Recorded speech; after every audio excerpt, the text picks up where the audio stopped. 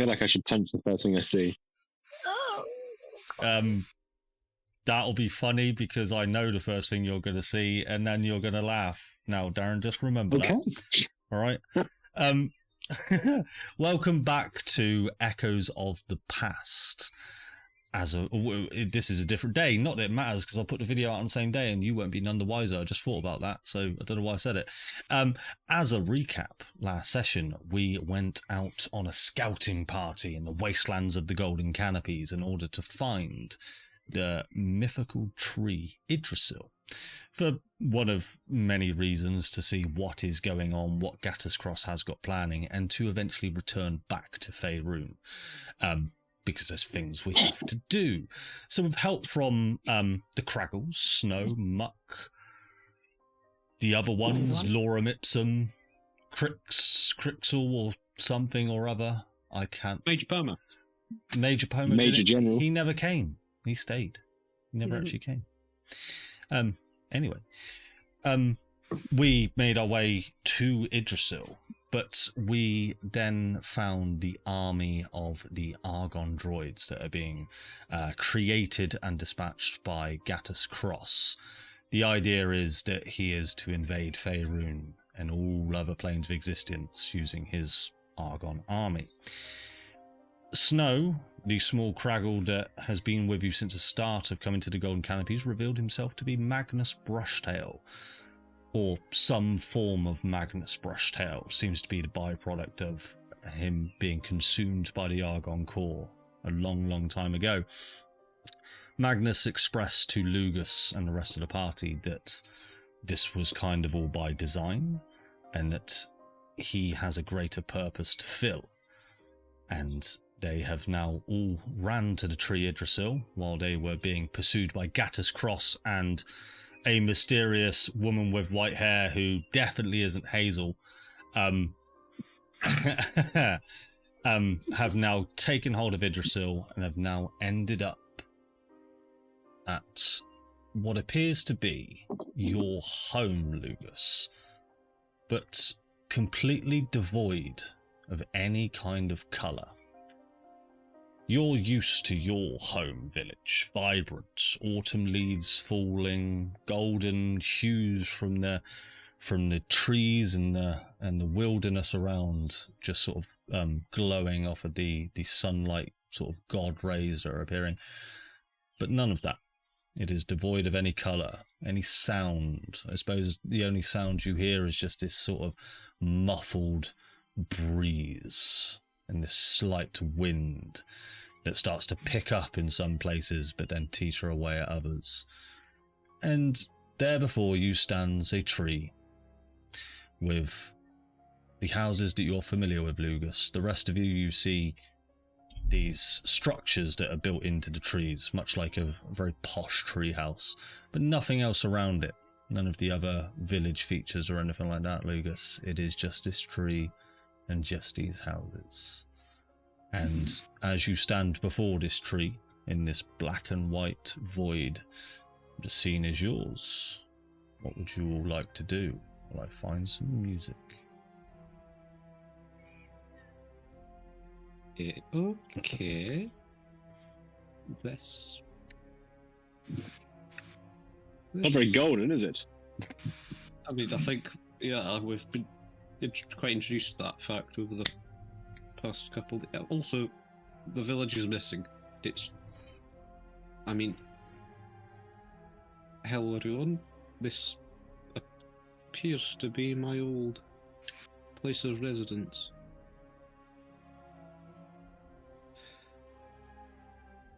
Why is it black and white?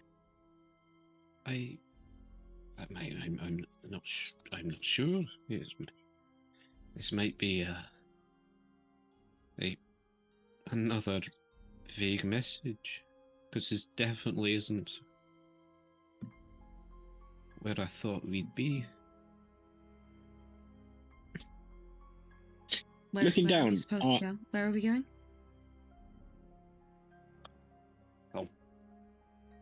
I am classified as near death, but it definitely wasn't here. You're near death? I used all my healing on you guys. Oh shit! Have some healing word. Oh, thanks. Sorry, man. So Is there anyone else near death? I think I'm badly injured, but I don't think I'm like the worst.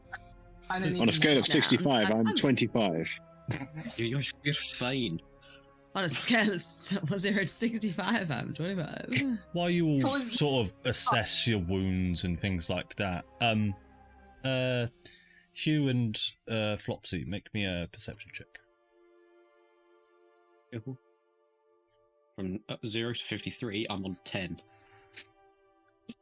Can I also just ask, looking down, are we dressed in black and white? Is everything black and white, or is it just our surroundings? Just your surroundings. You are colour, if that makes sense. You can see your bright red coloured checkered jacket that still has a hole in it, because I don't think that you've actually done mending on it yet. No, I've got a big hairy belly button showing through. That's it. With an 11 With a perception shit check, roll.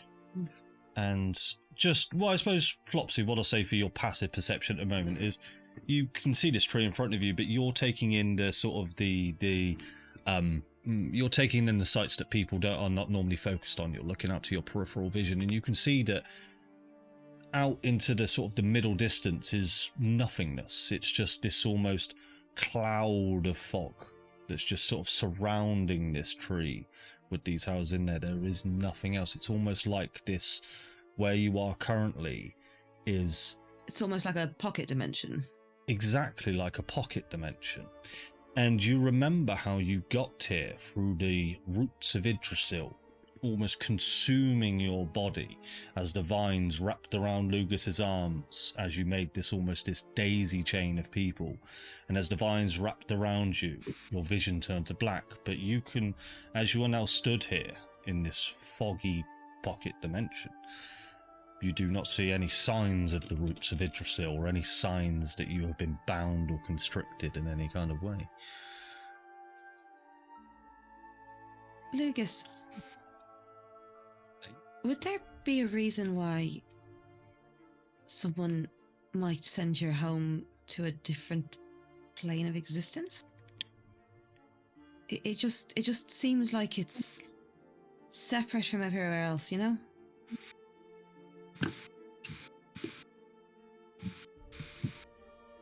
There's nothing particularly special about it other than fond childhood memories.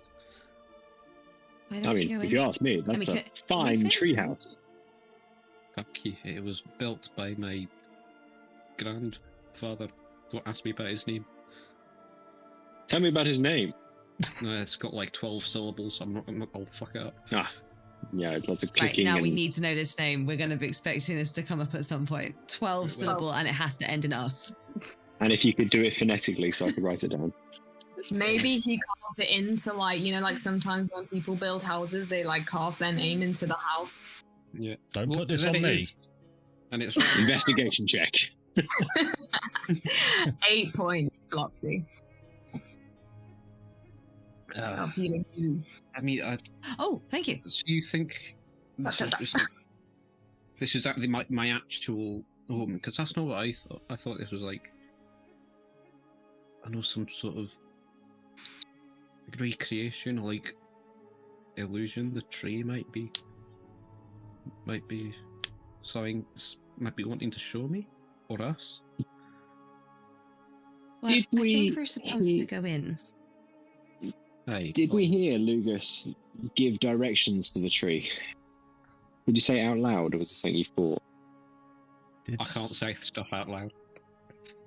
Ah, yes. That is a So good that point, unknown? actually, yeah. Would you have screamed it intentionally, telepathically, Lugus, that the rest of them would have heard? Would I have heard my mind scream to Baldurs Gate? Yes. Here. I'm going to say no. All right.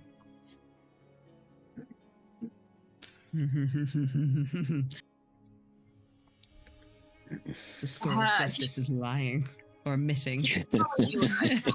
No, you've got no reason to distrust Bin Love. No, we don't. I mean, like, I guess go inside. Watch your heads. Do you reckon we could have a quick break, like a short rest in I mean, we've got your house? yeah. There's loads of beds. I doubt they'd. I doubt my wherever they are, my brothers would mind. If you wanna. Are they? No, our Squirrel? house is magical. When you go through the door, you get shrunk down to our size. Thank you. Do we? Oh, that sounds like great fun. You shrink. I stay the same size, so when we're in there, we'll be about the Oh. same height. You. Shit. I've got to see this. As he The whole marches world. towards the front door. It's quite a big climb. Yeah, so for you, Hugh, you just sort of step up there, and at the front door, as you try to knock on the front door, you just get your little pinky finger and just. But as you do, you are, as Adam says, you are shrunk down to the size of Lugus. You're about a foot. I imagine. What? Oh, I don't like it. I feel really small. The world is big. Yeah, but don't worry, you'll feel fine when you get inside because everything in there's small as well. But it's quite strange, actually. You're now looking at Lugus like he is of just. You imagine yourself as a 6'7", I think. No, 6'5", I think you said you were. But you are the exact same height as Lugus Brushtail. It's very odd. It's actually very intimidating. Yeah, I was going to say, because if you look at the proportions of a squirrel, a big one is terrifying. Yeah. I've got tusks as well. Shark dust. Yeah. Let's get inside. I mean, does anyone else want a hand up? I know it's not very tall for you, but like. I mean, I'll just and I'll sort of clamber up and look back at Julius. You coming? Yeah. I'll be there. I'll be 1 sec. I'll just wait for you to do the whole first. Oh, okay. Okay. Yeah, and you see Julius as they all just shrink like Honey, I Shrunk the Kids. Oh, What a shit. brilliant Okay. film. And I'll just Great I'll stand film. at the doorway and wait. Look at you. You look so cute. Okay, right, I'm coming. Shut. Oh, I suppose you'll hear it. Oh, shut it. Oh, shy, mate. Julius, you're seeing your three friends in front of you, and you just feel this sense of power come across you. You would crush them like flies. Cool. Ah, no, I'm gonna squeeze in. Make room. Cool. So, as you're all stood on the porch of Lugus's home, the door just sort of just goes and just creaks open before you even go to touch it or push it forward, and you will be inside of Lugus's home. Would you like to describe it for us, Adam? It's right. When I was imagining sort of quite grand on the outside, but I don't know why I'm doing the Scottish accent during the explanation. But I think it's quite grand on the outside, but on the inside it's very sort of homey and like rustic. I always imagined it having a sort of Nordic, Viking-esque vibe due to the Norse origins of. So everything, so there's animal furs everywhere. You have no idea what of, because it's like there's like large rugs of like there's a badger, but it's like when those bear rugs you get, but it's a badger because everything in it is tiny, and like there's loads of that where just miniature versions of what usually large. Oh, I've forgotten all the English language. Why did you put this? What? You know what? You get the vibe. I get the vibe. Yeah. But it is the same kind of black and white, sort of grey scale sight. The badge is the same. No. Badge is still black and white. But you can see the bookshelf on the left of this small abode. It's actually quite large now that you're all in it. You see there's cobwebs and dust just strewn across all of the books, like this place hasn't been touched for a long, long time. No. Do you think this has been like just hanging around for the last 5,000 years, just waiting for you to come back?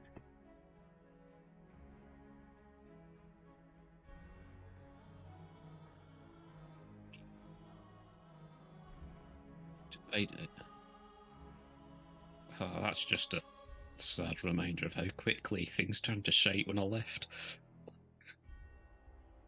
But someone must have done it, and let's face it, the only person with enough power to literally blip again, noticeably tiny but ultimately specific location into a kind of bubble verse attached to the side of it. It would be a god, right? Or a It's like, would Or a Tyr Gatis. done this?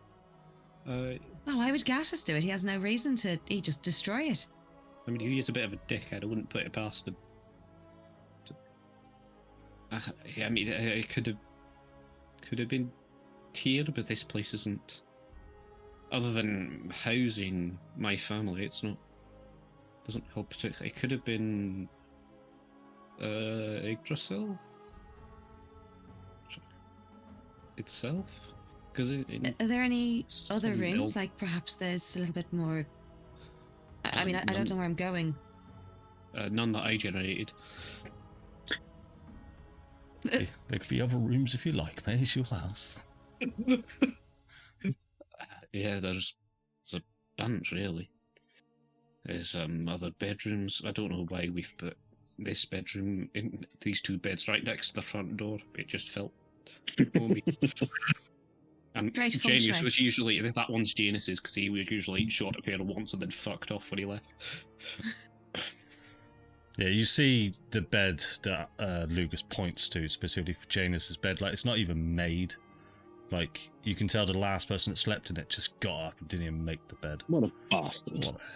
Just a twat. Such an unkempt dick. I know.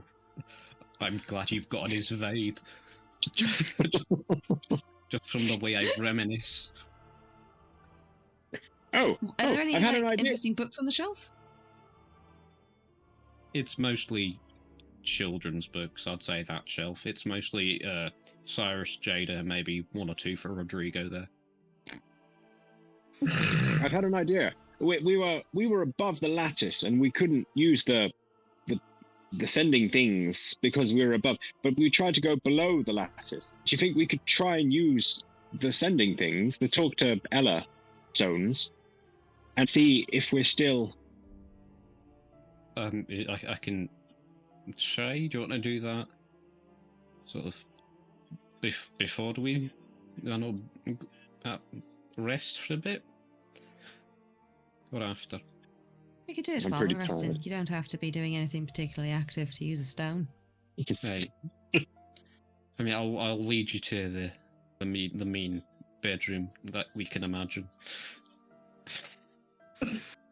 Yeah, and Lucas sort of leads you off into this sort of central round chamber, and you can see that there's sort of this tree jutting out from the center of it with its branches going up, and then its canopy just fully out through the ceiling of this room, and it's almost like a hexagonal room that sits around in a large circle around this large tree trunk in the center. And there's beds and there's certain like sort of writing implements next to each individual place, and you get the sense that this is where the Lugus brothers, sisters, and guests would have stayed. You like that? Yeah, I do. And every different bed is personalised depending on the brother. That's it, yeah. Magnus has a book of pickup lines. And he has a separate pile of apology letters. And there's a little black book of contact details of other women underneath his pillow. Next to what was the one you played, Darren? That's what it's for. Atticus. Yeah, so No, next that was it. We played Alexis. Alexis, sorry. So next to Alexis is just like postcards from Ireland. Yeah. I miss you. Come back. And one from Somerset because you slipped into that for a bit.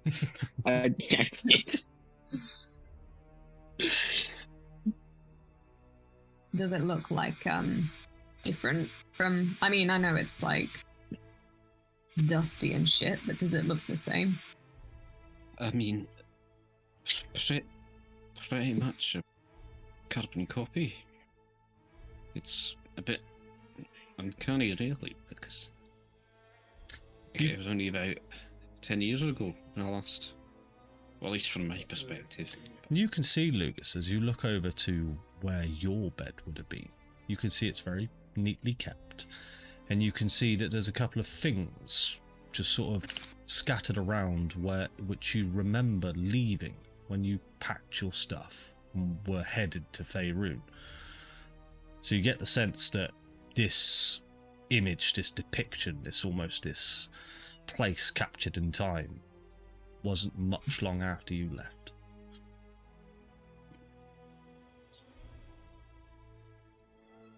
My Pokemon card collection. I'd forgotten. I've now got two. I've got a Celestial and a Material. And some boosters still to open. Hey, we've got all of those. This might be an opportune time to do it. No, we can. Short we can. rest whilst we go through every single fucking card that Lucas Brushtail owns. I'll have a look at the other stuff. He does what my son does when I have people come over my house. He gets out his collection and goes, so you can look at all of these. And he spends like an hour just showing anyone that comes over. Yeah. Proud of his collection. Incredible collection. Thank you. It's all rare ones, really, because you don't get many that come up to this plane, especially at the time. Only just the cream of the crop. Yeah, only sort of high-level adventurers who can access planar travel. But Lucas, look, I appreciate that the Pokemon cards are probably very important, but why would Yggdrasil send us here? I don't think it would be to collect your Pokemon cards. Very important to the fate of Faerûn that these Pokemon cards are collected. Well, that's going to be the final boss fight. You studiously collects them all up.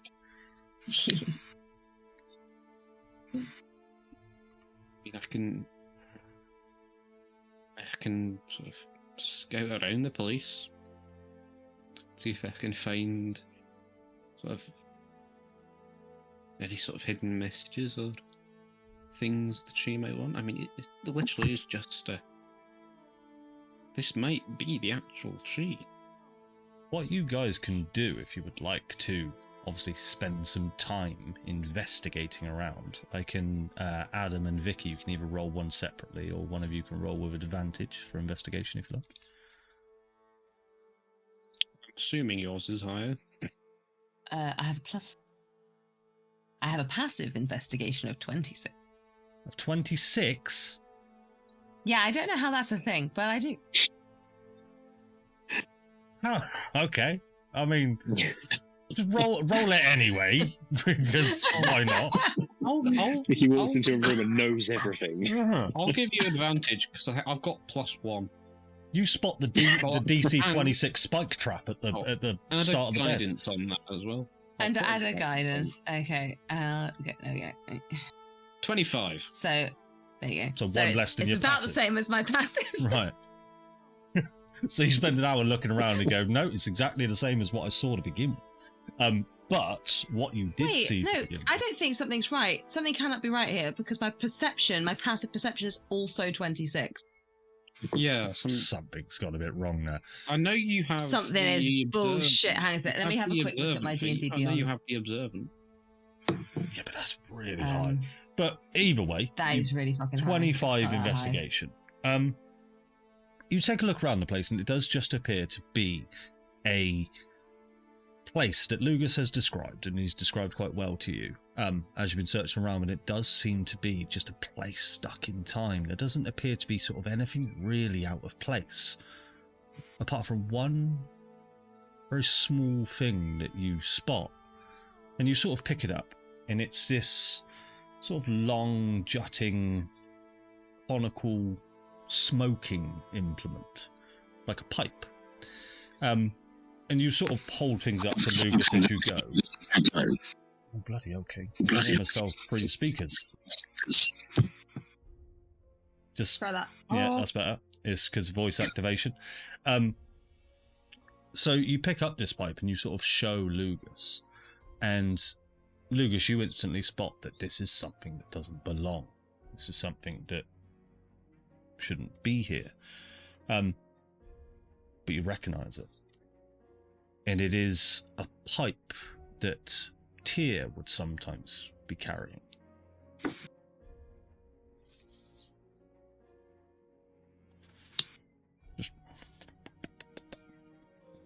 Yes, you would often see him ponder thought, puffing on his pipe, and this appears to be Tyr's pipe, that exact one.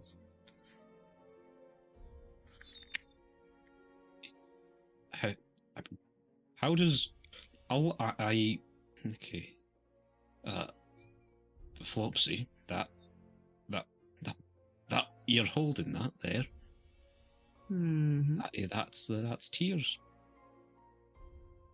Is he's the god of law and justice? That's one of his. Yeah, that's one of his personal belongings. Definitely wasn't here before, as far as I'm aware, unless he's been using this place as like a.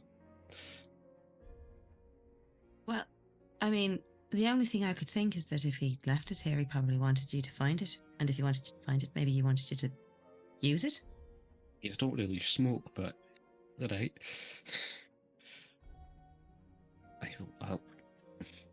I'm your size now. Wait a second, yeah. Oh yeah.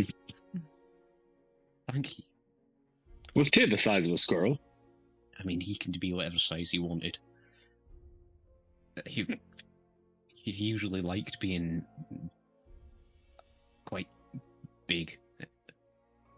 And that sounds really wrong, but he preferred to like have that sort of intimidation factor. It's getting worse. He liked being big. Intimidatingly big. So, Yeah. the pipe. And so what you see with the pipe... I'll examine it. Yeah, as you examine it, you sort of turn it around slightly, but then as you do sort of turn it around to examine it, you notice that the packed tobacco that's in there sort of almost crumbles out slightly, so you can see that it is packed and ready to smoke if you would like to. Smoke it. Smoke it. It's like Don't pressure him. like godweed. I'm going to be a bit. You do smell it, and it just smells like a tobacco that's found growing on the golden canopies. No wacky Golden arcane stuff going on. I'll bite. That's- I'll bite onto it, and I will cast Sacred Flame to light it, because I think that would look neat. Yeah, That would if that hits the tree. look pretty cool. And as you sort of Pipe's got to do a deck save now. yeah, technically, The pipe. you know what? Let's have a deck save on the pipe. It's a nat 20. It succeeds. This fails now. I don't get what it is. Yeah, you do still manage to get some heat in the pipe, but you do feel that the pipe resists it completely, and it almost just hardens, and this pipe itself just becomes almost like ivory. But as you take this large sort of inhale of this smoke, you are not used to smoking. You've never smoked before, so as soon as it sort of hits your lungs, you've taken this massive gasp, and you just start to cough it out, and the plumes of smoke that are coming out is way more than you inhaled, and it fills up this huge hexagonal room when you all just almost can't see sort of even 2 inches in front of your face, and you're all now just in this musk of smoke. Lucas, what the fuck did you do? It's nothing. I'm sorry, what goblin just appeared in this place? I don't know. Oh, no, it's me. You're in It's a trouble. goblin. I know. Punch it. No, I'm in trouble. Holy. Oh, shit, I can see him. And as you all stumble around in this smoke, you all hear a foreign voice of, why are you smoking my pipe? And you recognise this voice to be the voice of Tyr, the god of justice, as he just wisps his hand, and all of the smoke in the room just gathers up quickly into this ball in his hand that he sort of swirls around, and then he just brings it to his mouth and just goes, just inhales the whole swirling ball of smoke. As he stands before you, this long, white-haired individual with just hollow eyes, a very muscly figure, sort of wearing these garments, like red sort of garments. They're very old. Couple of metal pauldrons on each one of his shoulders, and he kind of just sits down on the bed of probably Magnus's bed. Just sits on the foot of it, and he just looks out to all four of you. He sort of puts his hands on his knees, like His hands, plural. his hand on his knee. Sorry. I was about to say. And his you're a and his thief. and his stump on the other knee, and with his, you see just this expressionless face, or the expression that you are getting from him is a tired old man. As he sits down, he just says, "Greetings, all four of you. Lugus, just good to see you again, my son." Oh, aye. Okay. It's a pleasure to see you again, sir. It's been a while, I think. I'm not sure if you're still. Is it?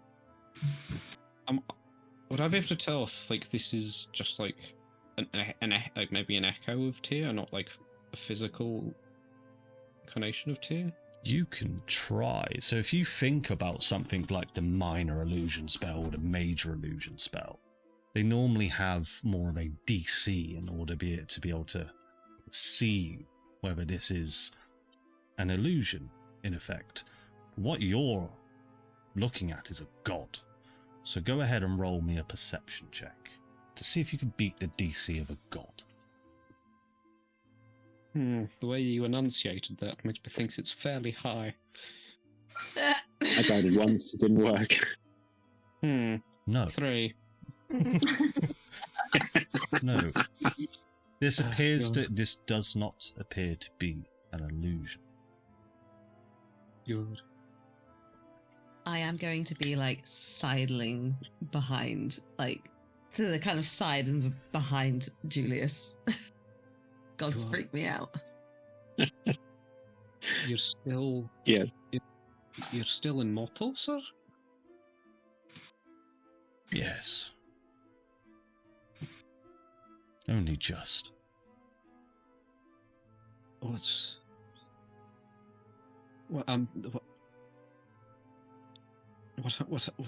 What's happened to you other than gas?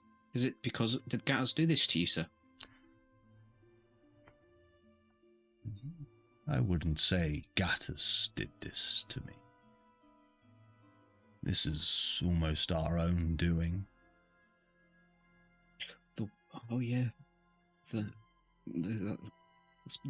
That war I keep hearing about.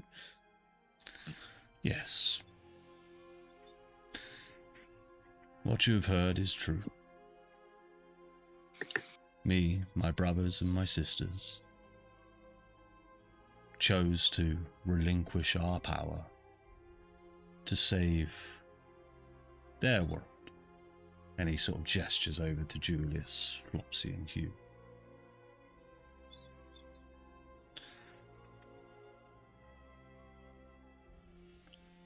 Oh, okay.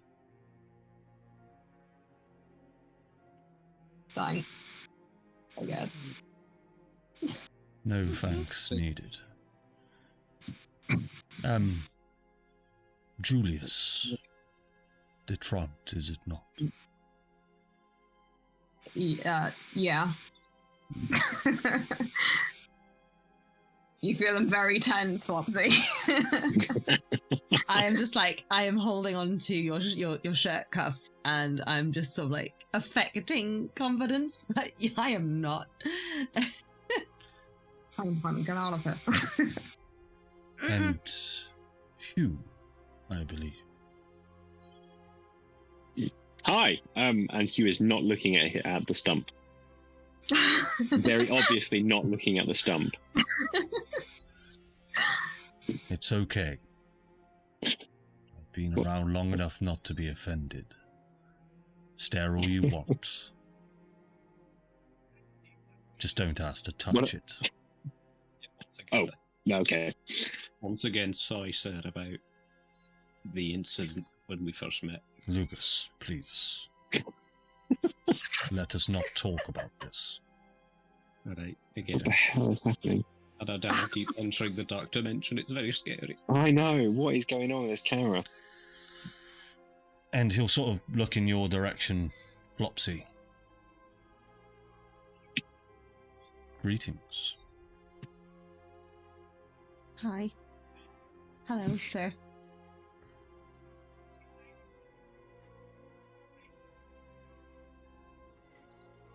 Did you consume the Argon?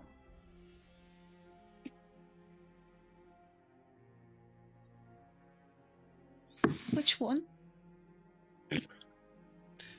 Did you consume multiple Argon? Yes.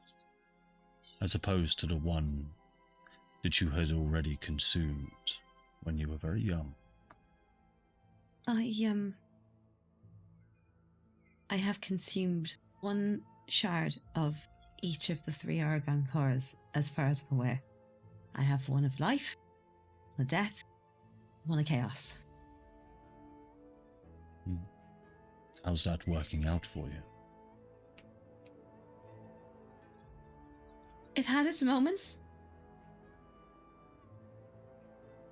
Well,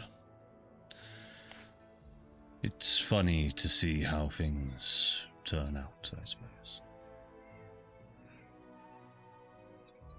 What? Why? What?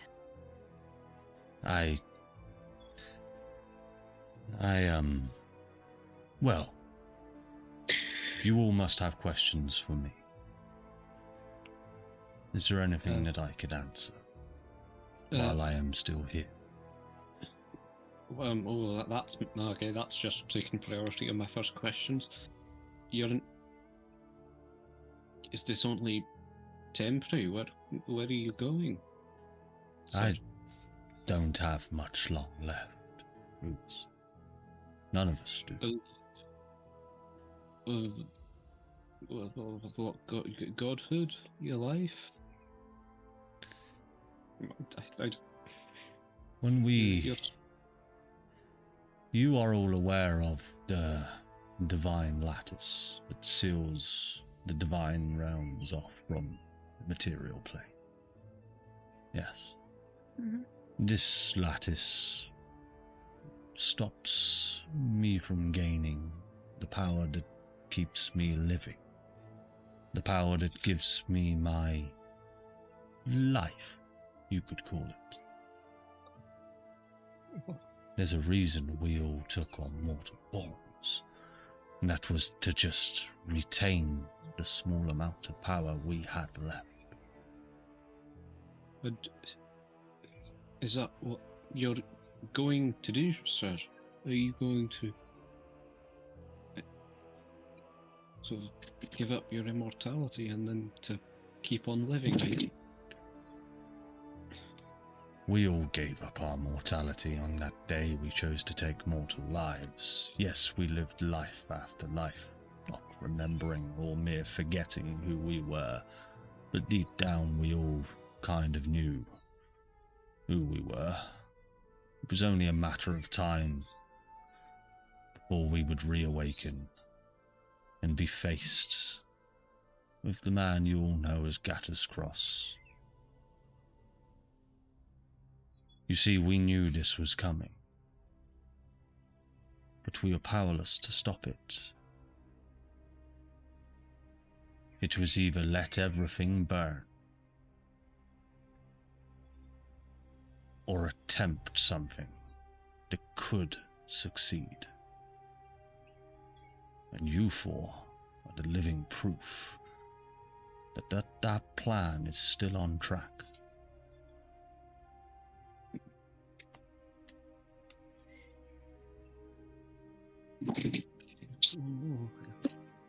Are we part of some kind of divine prophecy or plan or step in the plan? Yes.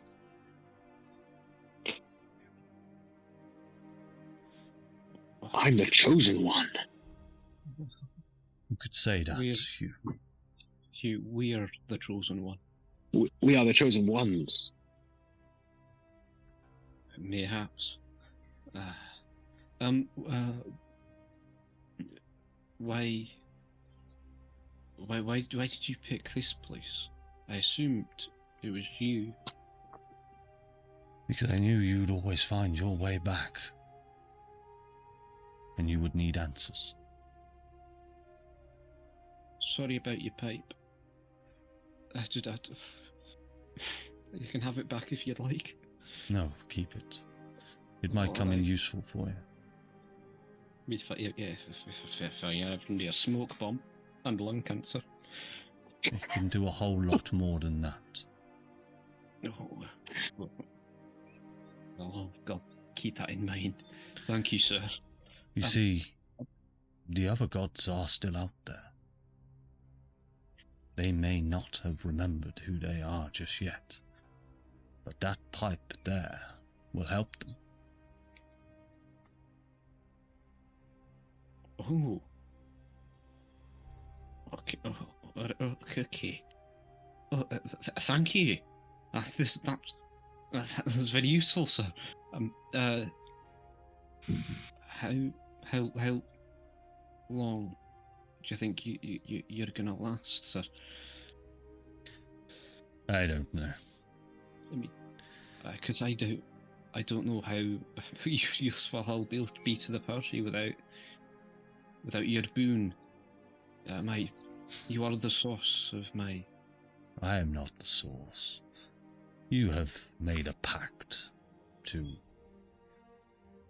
me, a deity, but it was never the source. You have made a pact with yourself, Lugus. That's your power comes from within. That is what made you special. You are no mere warlock. I'm divine? Much like you and your brothers. Weird. Oh, okay. I could see that for Primus.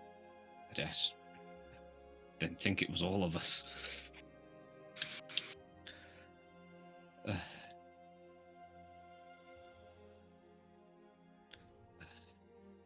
Julius. Okay. No, yeah. You were shaking your head earlier. Was I? I am a god, I see everything. Sure. Sorry. No.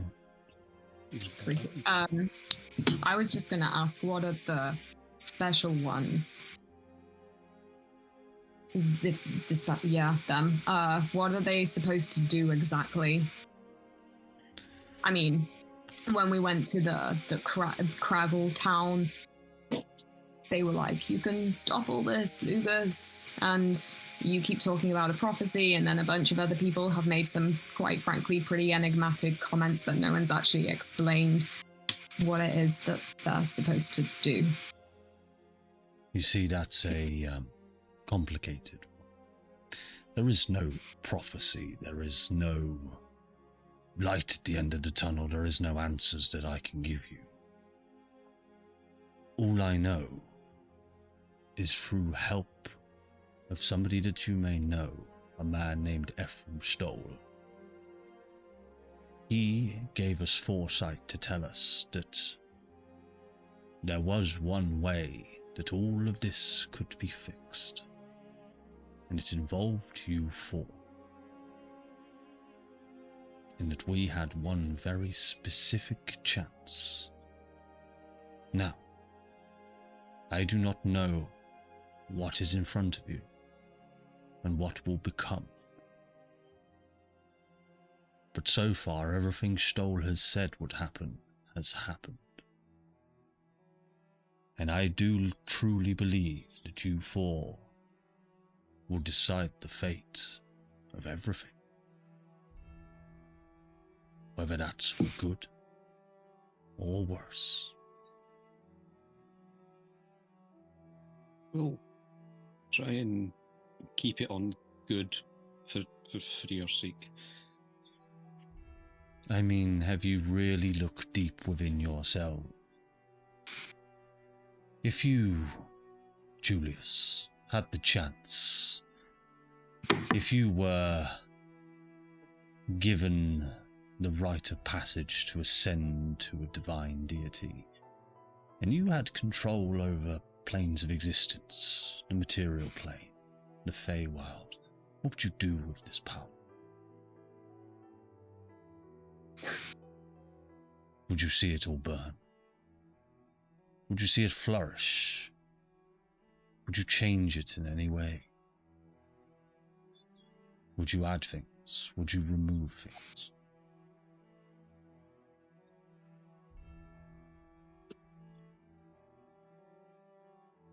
Well, that's above my pay grade, buddy. Well, that's the theoretical question, isn't it? It wouldn't be above your pay grade. What would you do? I'm really, really, really extra sure that it is. Fair enough. Avoider. Don't ask me direct questions. I like it. I suppose question to all of you. What would you do with this divine power? The power that me and my brothers, my family had when we created your world so long ago. How would have you created it? How would you have seen this world become what it is? If you had the power to destroy everything and make it anew, what would you change?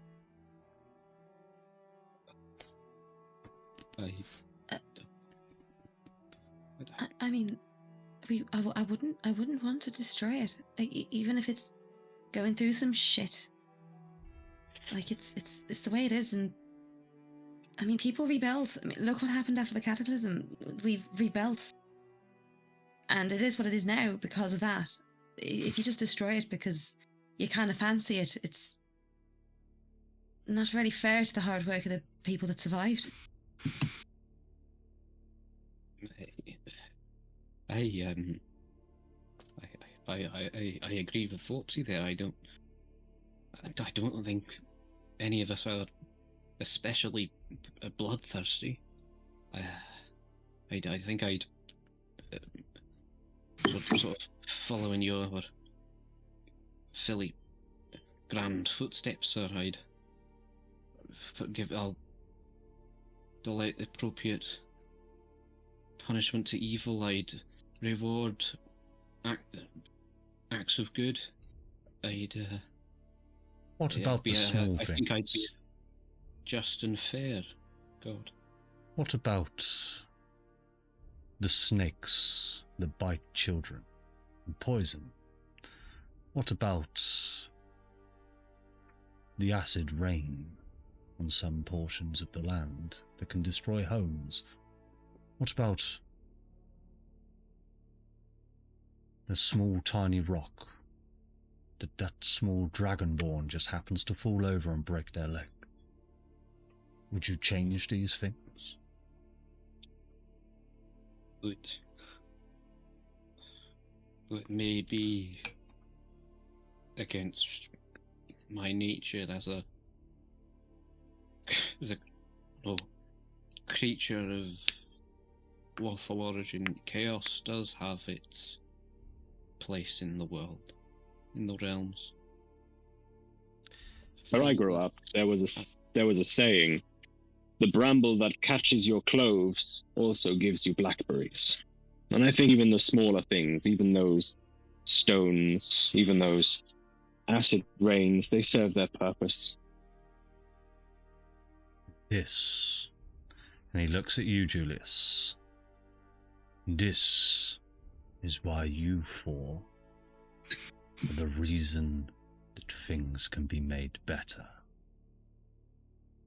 This is the way that I also think as well, Hugh, and that is a fantastic way of putting it. But you have all met my brother, Asmodeus, or Asmodeus, whichever you prefer. What's on his birth certificate, though? Because some clarity on this would be... Well, no, Where's the stress? you see, it's still spelt the same. But he's never quite decided which one he prefers. I bet at some point he started calling himself Asmodeus because Asmodeus, he just wanted to cause discord and chaos. Because now you've got people just arguing which one's which. The proper contrary, that one. I'm going to let you into a little bit of a secret. You're exactly right. He has no clue which one is his real name. What a prick. But he sees this world differently. He wants all planes of existence to change. Now, that's not to say that the way he wants them to change can't proceed in life and happiness. But it's the act of something being changed that's just so destructive that we just couldn't let pass. There has been times over I can't even put it into time, into words that you would understand. But there has been moments where the material plane and all other planes, when they were created, were changed, were terraformed in different ways. The 9 hells, you may not know it, but that plane has been changed, rebuilt from the ground up several times. Asmodeus, or Asmodeus, gets a bit bored. But that's what we wanted to stop. The life I was about to say that we created in Faerûn, we didn't really create it, we just enabled it to flourish, is special. It creates people like you and the nice old lady that walks down the street selling ice buns. But it also creates nasty individuals. Strahd von Zarevich, to name one. Horrible bastard. It's a good name. Just won't fucking die. I have a question for you, sir. Where about a specific god? Has Ao been silent?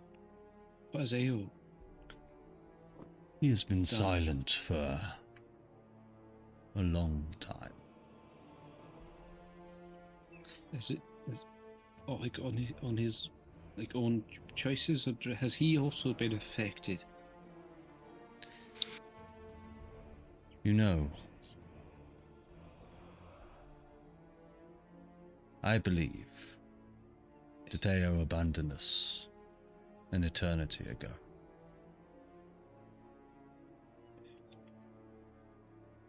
Much like it must feel to everybody down there that we abandoned them.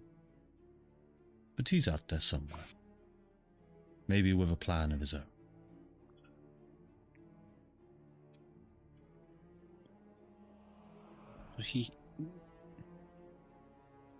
He's also mortal? Is that what you're implying, or is he indescribable, as always? He is just intangible. It is something you cannot see. It is something you cannot touch.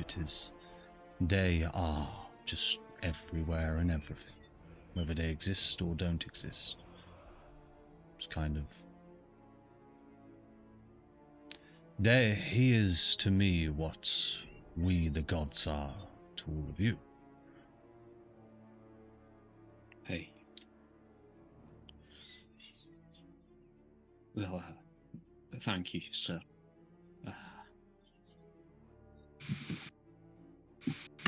Could I ask a question? Yes. Why is it that I can consume argon? I think Beats fucking me. You rough. Jesus. Okay.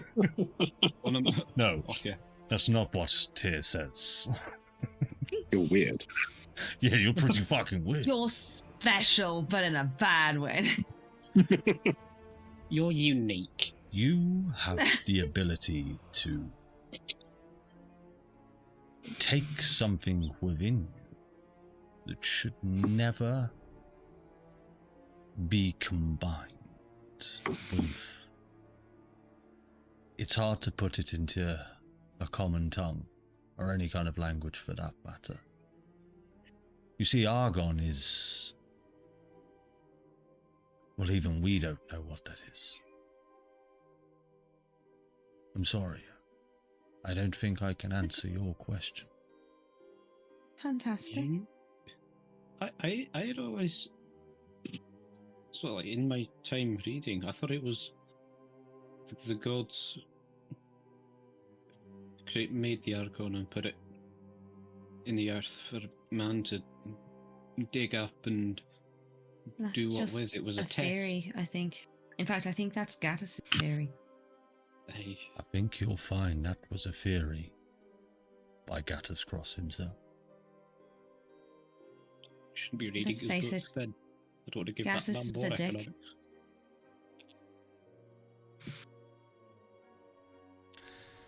Can I also could just for clarification, you said that I consumed argon when I was very little. Was that the first shard that I stole? When you say very little, because that was only about a year ago, a year and a half, 2, most. Yes. Compared to Okay. him, everyone's I suppose that is very little to you.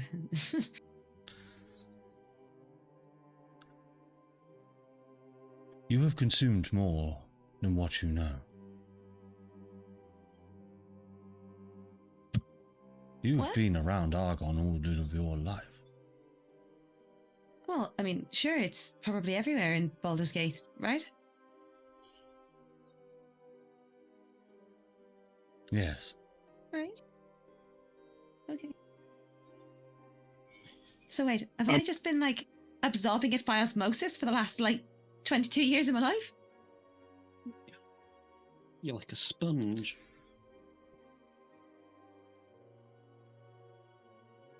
I cannot answer your questions.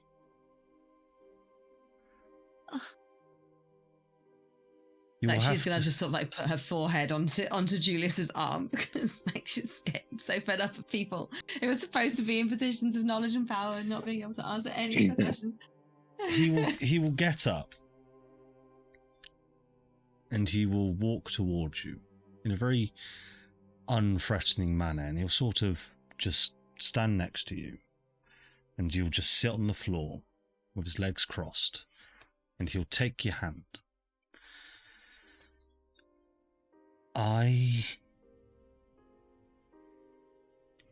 If I told you all of the answers, then what may be may never be.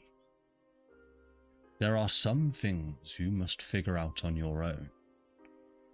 And if you knew now, it might change what happens later on.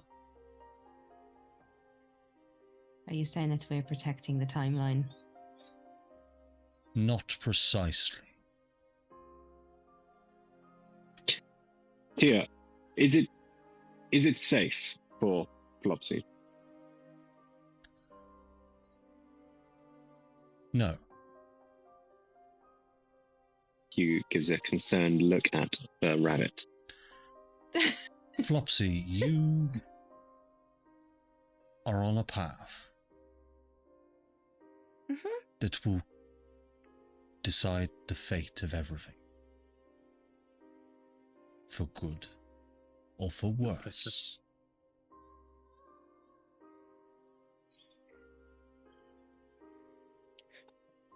Okay. Hugh, keep this one safe. Julius, do not let this one die.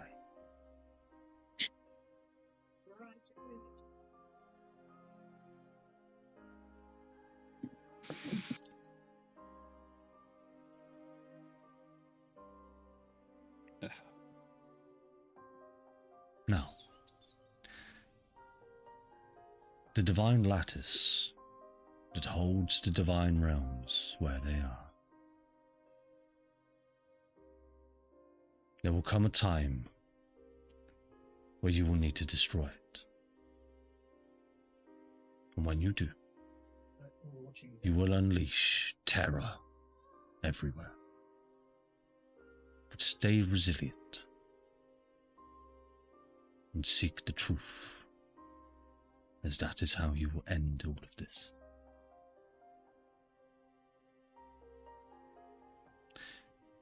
Stop Asmodeus.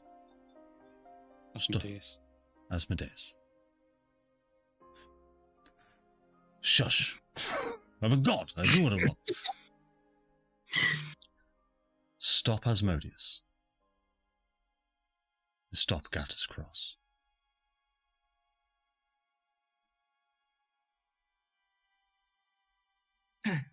Save the cheerleader, save the world. On it. As he places his samurai sword in his phone, he disappears. Holy. Sorry. Cracking show, by the way. One of my favourite shows. Brilliant. The first season was phenomenal. Oh, so good. Yeah. I mean, but this is my time to leave now. can I? Is there just time for a final question? Just a really quick final question. Is there any I'm indication going. No, I'm joking. No! I'm joking. Is there any that was a indication good one. You Yes, got me. good You one, got me. sir. Hilarious.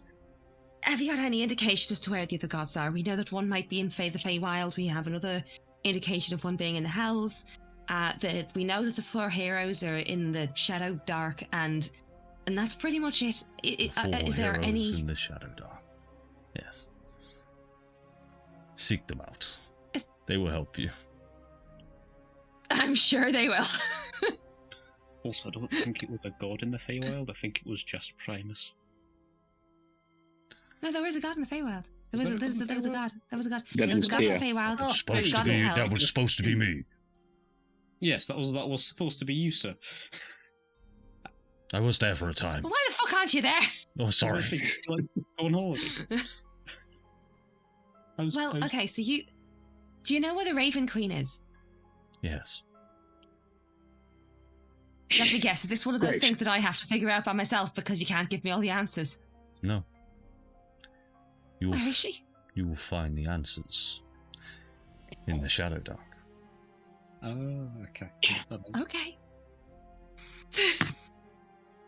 Thank you. That's good. Ooh.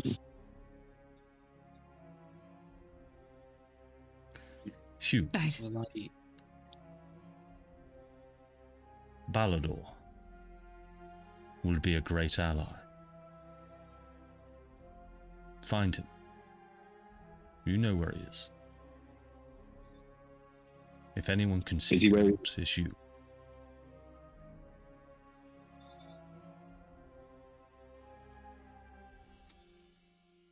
I have faith that you will find him. Julius,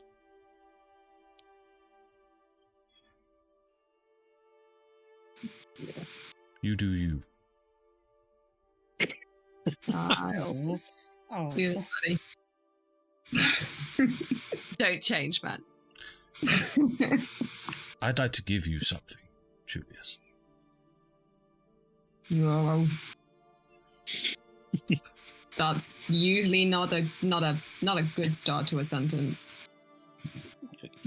That Or sometimes a bad one. that coin Unstuck his boss. that you received from the Time Man stole. May I see it? Yeah, sure. Yeah. Flick it over to him. Do you know who this belonged to?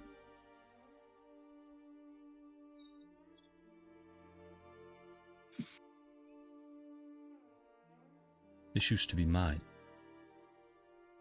Oh. Okay.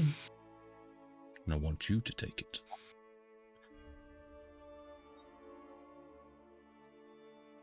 This will come in very useful to you. But use it wisely. Okay. Thanks. The three people that you see in front of you, Julius, I need you to keep them safe. I need you to not let anything bad ever happen to them. Can you promise me this?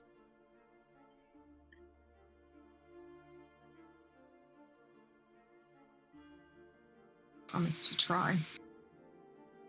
And that is all I require.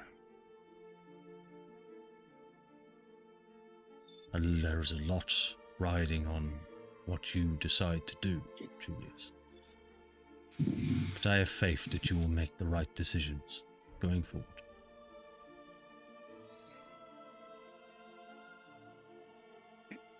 Lucas, Yes, sir. I have one final thing to say. I am sorry for what I done. It is with a heavy heart that I sent you on a path without telling you much. But I hope you see that it was for the greater good. The greater Greater good. Greater good. Such a great, brilliant line that you just can't say anymore. That film's just ruined it. Ruined. You do it great. I hope Right, you understand. I'll try my best, sir. Thank you for all you've done for me and my family up to a point. Yeah, I feel blessed. Now, it is about time that you all take a leap of faith. So, as one last parting gift, he will push his hands out to all of you, and these golden tiny little motes like little, almost like fireflies, will just buzz off of his hands and surround you all.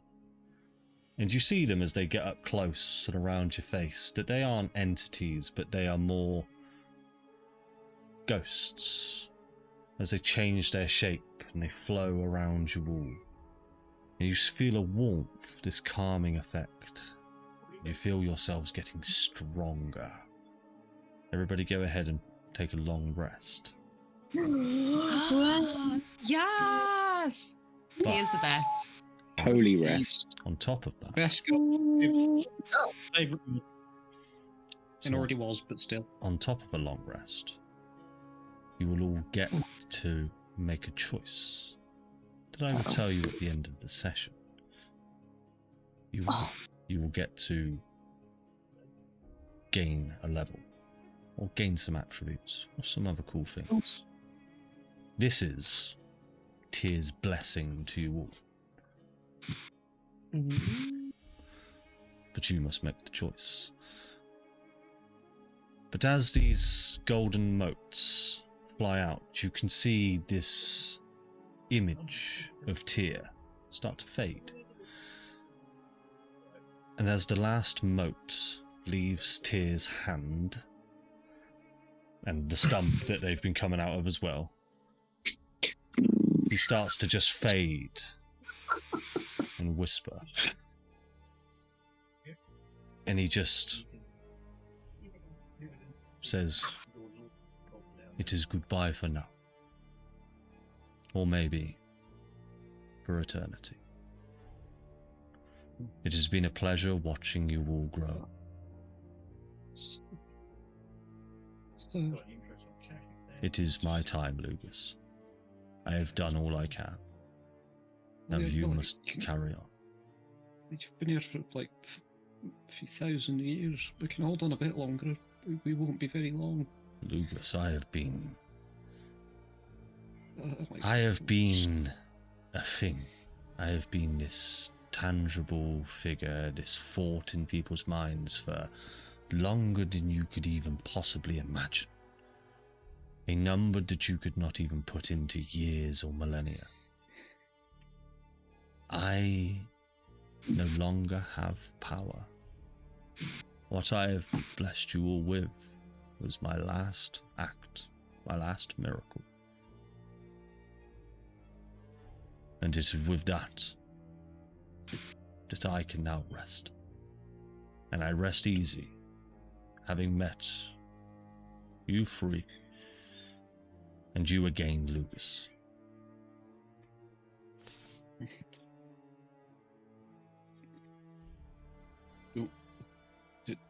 Don't rest so easy after we break the lattice.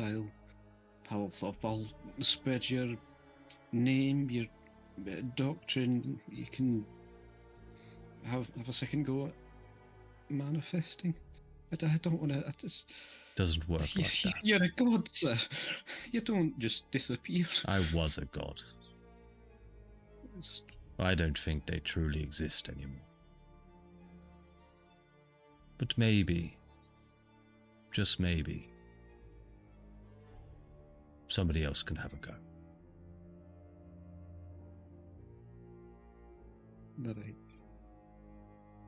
Alright, see I'll you. give your regards to Baldur. Bye then. Hang on, pass me that pipe. One last poke for the road. But you will see as he just gets up from just his sort of seating position, and he walks towards the door of this hexagonal room that you're all in, and he goes to place his hand on the handle. And just as the door's about to open, the image just fades. And you all feel the room around you start to shake and rumble. Quite violently, the tree in the middle of the room starts to crack and break. And you all feel yourselves, as you look down, the roots of Yggdrasil coming up from the floor and consuming you all once again. And the voice enters your mind of Tyr, of what he said before, of you now need to take a leap of faith, and your vision goes dark, and that's where we will go ahead and take a break. Ooh. Back in a moment for a leap of faith. Well, it is time for a leap of faith. So as your vision all fades to black, you can no longer see each other. You can no longer hear each other. Julius, as you sort of cry out for Flopsy, nowhere to be seen. Hugh, you're sort of looking around and you start to hear something. You start to hear the sound of wind, just very faintly, just... Lugus, you start to feel yourself floating, almost. And Flopsy, you start to feel all of this, but you feel like your body starts to fall. And everybody will start to hear the wind noise become louder and louder, as now this fog sort of lands in front of you, and the wind noise gets louder and louder until you start hearing this, and the feeling of falling takes over you. Your stomachs go all the way to the top of your chest, and you feel like you are just plummeting on your back. And we will go to here, where we will go into loose initiative. Everybody roll initiative for me. As you all come to, and you are in the sky, falling, skydiving on your backs.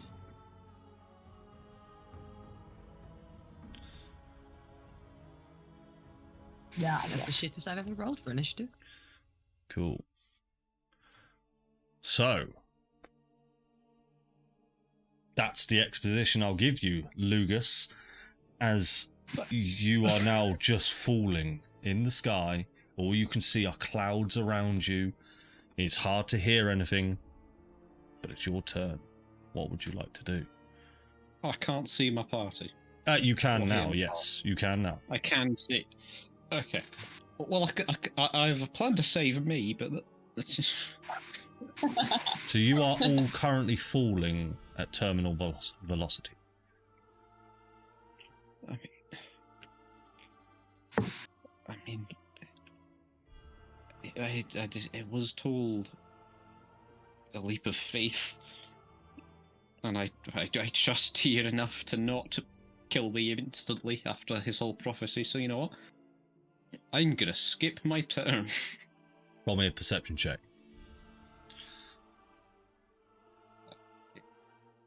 You see the harmony. Oh, Oh, yeah, I probably do see the harmony. you see the harmony. No, well, actually, you don't. That's probably one of the main things you don't see. You do not see an airship ready to catch you, because that would be convenient, wouldn't it? It's not there. But you do hear a sound.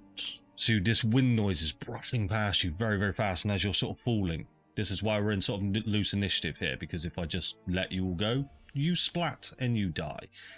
But you do start to hear the beat of wings, just but with a 7, you're not sure where it's coming from. It's blending into these wind noises. Hugh, it is so... Oh, go on, Lucas. Okay, so I was just saying, at this point, because I do hold immense faith, I would have just, like, closed my eyes and just gone limp. Okay. I hold that much faith in this one already dead man. Cool. I like it. Hugh, it is over to you. Hugh does two things. Instinctively, he shifts. And it's the opposite of instinctively. Instinctively, he just grips the hilt of the sword. I'm assuming we can't take any movement speed or anything like that if we're just falling straight down. You can... Like, have I got any way of... Well, you can try. Breaststroke. You are kind of so. Imagine you're so as you flip your body over, you are now looking in the direction that you're falling in. Currently, all you can see are just vast arrays of clouds. You can't see anything through them from where you currently are. But as you sort of move your body and you can sort of tilt it almost, you can see Flopsy just over to your left. And as you sort of just tilt your body, you can find yourself getting closer to Flopsy. And you can almost maneuver yourself around using the air as kind of like a funnel almost. You're just directing the air to move yourself through the air. So yeah, please go ahead and move yourself. And you can move yourself a whole lot more than your 30 feet. I don't think that will run. No, I will just move. I'm aiming for Flopsy, but not getting too far away from everyone else. I just want to get us all closer together. So I will go over here. And again, gripping onto the hilt of the sword, I will skip my turn. Cool. Can I actually, before I do, can I make a perception check, see if I can notice anything else? Yeah, sure thing.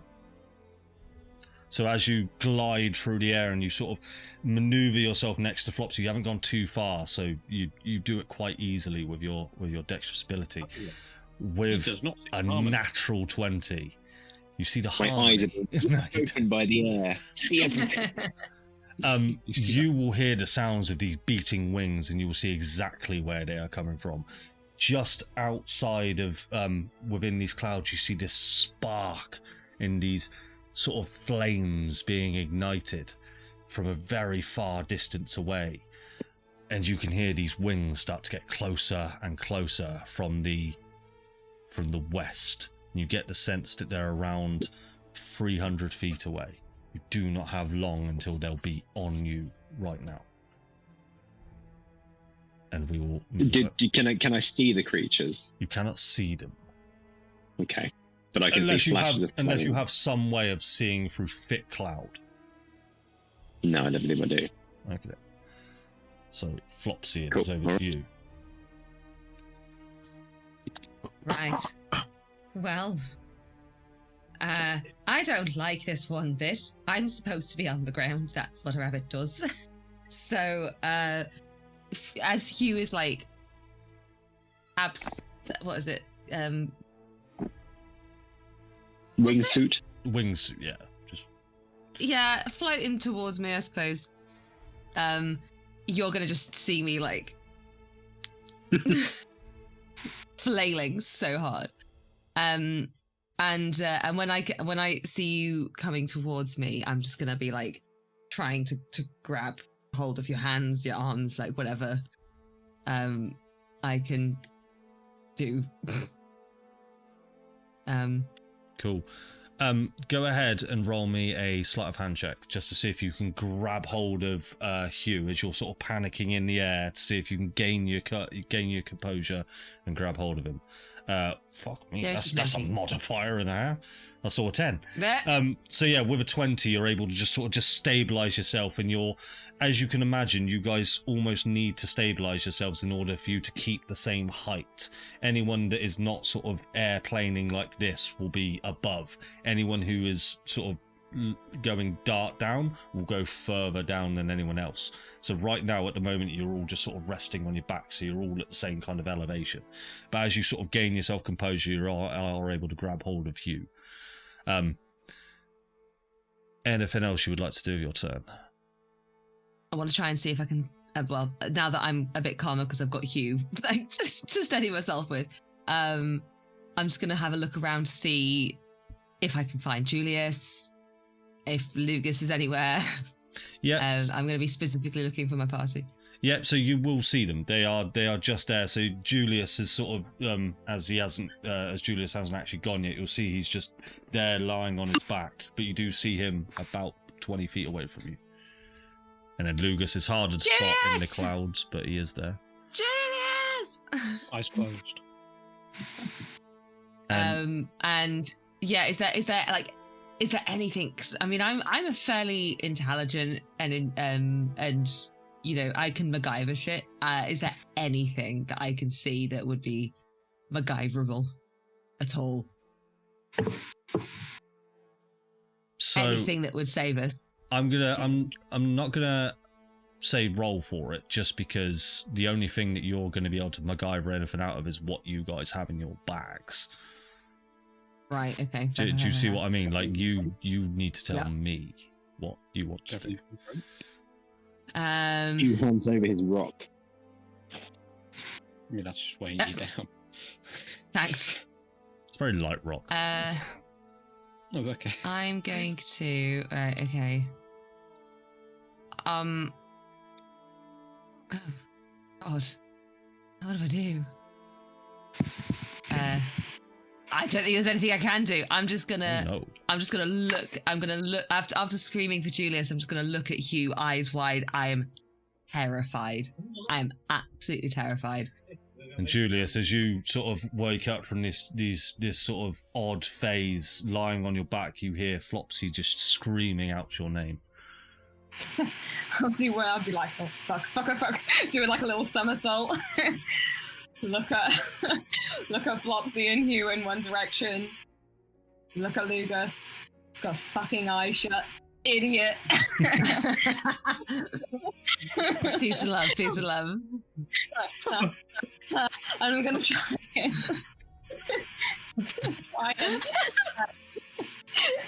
swim through the air over to where Lugus is. Yeah, so Lugus faith, but I've got none, so I'm gonna try and reach him. Cool. So you will be able to, if you want to move to wherever you want to move to. Right. Yeah.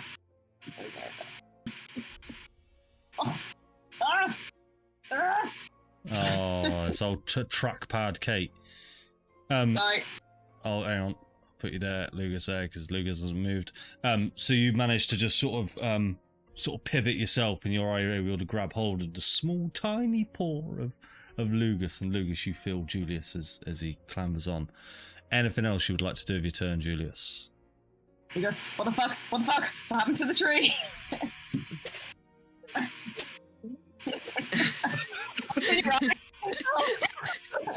the fuck is the tree?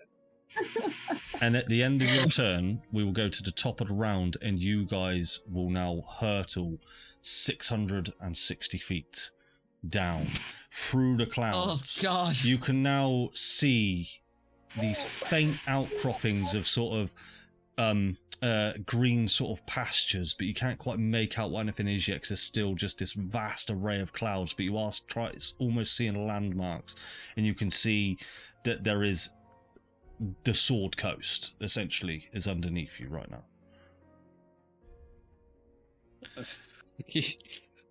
And with that, you guys will also see as two flying winged creatures just go over to you. No, they don't look nice. And I will add They don't look happy. They don't look very add nice. them to the initiative. Oh, don't, buddy.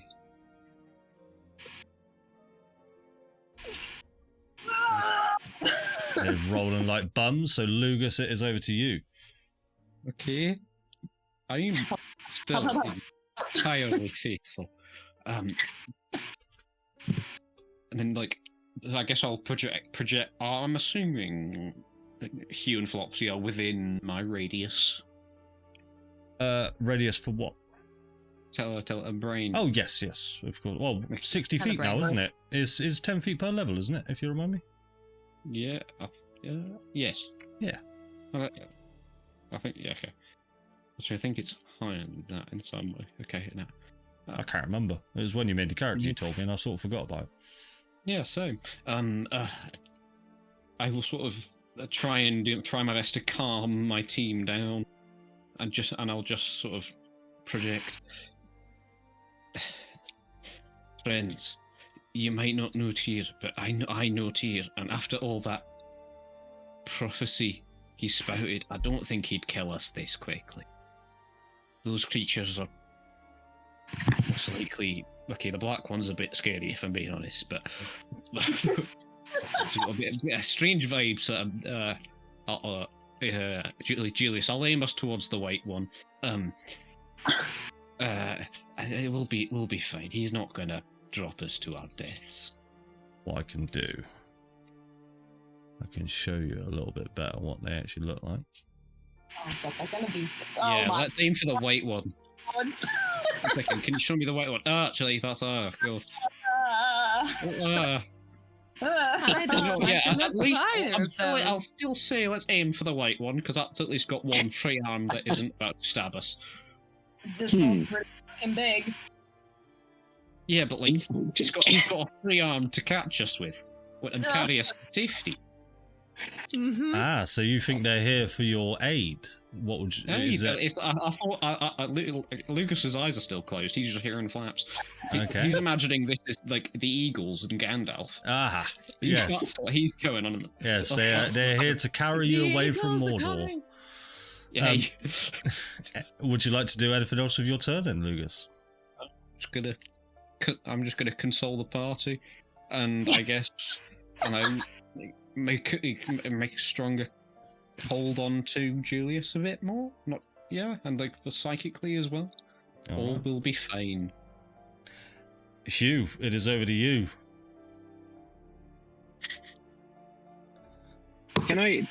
May I have an insight check on the flying, definitely not dragon-like things?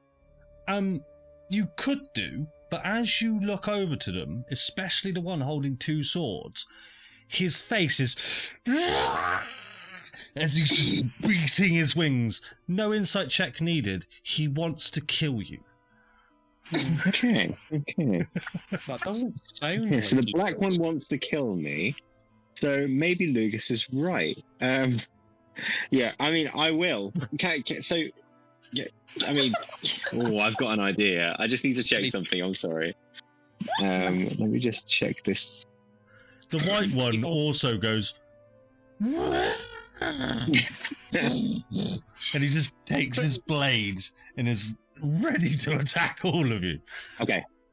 Okay, I've eagles we've got here. Oh, I've got an idea.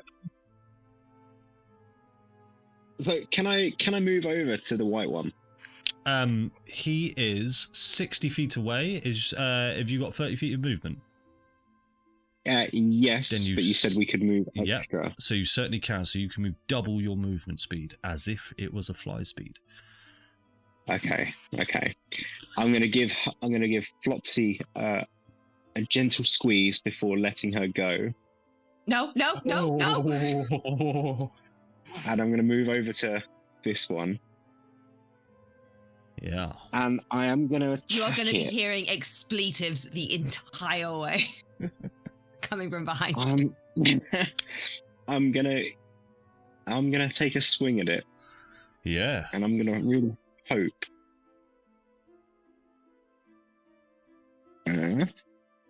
So yeah, it's just gonna be normal.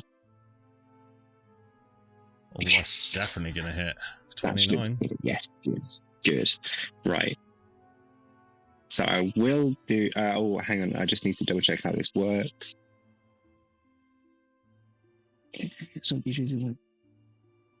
Okay. Yes. So I will damage. Do that. And then I will expend a charge. I was going to From the say. sword and use gentle power. So, despite its formidable nature, the sword's essence embodies patience and kindness. When you hit a creature with the sword, you can choose to spend one charge to deal an extra 2d radiant damage, but the creature must succeed on a Wiz save, DC 17, or be charmed by the wielder for 1 minute. While charmed, the creature is more inclined towards peaceful resolutions. Oh, Damn, that's, mother. oh, that's so nearly that. I mean, 19 he saves, but you do still get the damage. Yes, I do, which was 2d8, wasn't it? So Yes. I don't...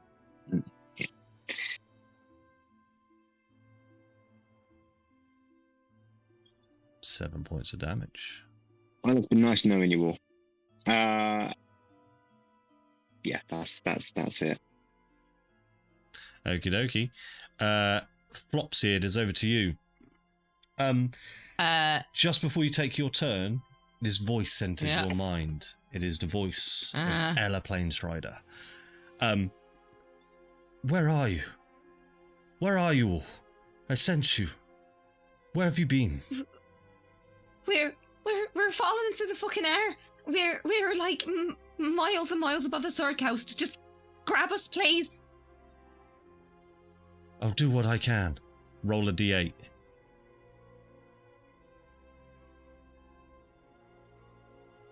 So. I'm afraid I'm held up just slightly, but I'll be there as quick as I can. Fuck, it's 7 minutes, isn't it? Shit. Seven rounds. Okay. Oh, Oh no. Oh dear. The one time I rolled high. Right, okay. Okay. And I'm just gonna be watching Hugh sailing over to this Abishai and like attacking it. And I'm just gonna be like, fuck! And then I'm just gonna grab my short bow and try shooting it. You can, so yeah, it will be at disadvantage because you are going to have to lead your shot. Yeah, I know, this is the thing. Or is it worth me just like, is it just worth me going into rapier range? Yeah, so melee attacks That's the don't seem way. to be affected, but a ranged attack that's a spell, Okay, right, you'll okay. need to lead it. I'm gonna, I'm gonna, no, not my short bow. I'm gonna get my, because there's no point anyway, because I can't hide anywhere. I'm in the fucking air. I mean, yeah. So I'm gonna use my, I've got double speed, right? Double speed. Okay. There you go. And I'm going to try and whack it with the rapier that I never use. Yeah, and you are technically flanking while skydiving, which is amazing. Yeah, right. Right, well, hang on a second. Sorry, I'm just going to target it because I haven't targeted it.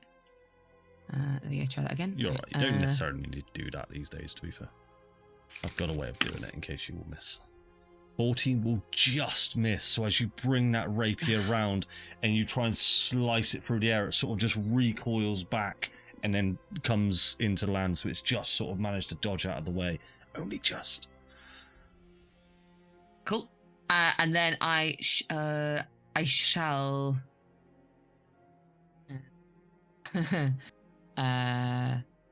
do nothing. Oh. I shall stay there. When the rogue misses their one attack, it's so sad, isn't it?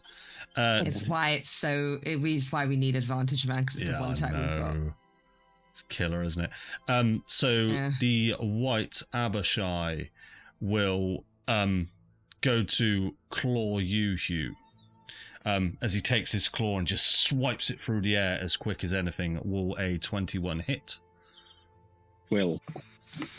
You will take 9 points of slashing damage as he slices across your chest, ruining your shirt just even a little bit more.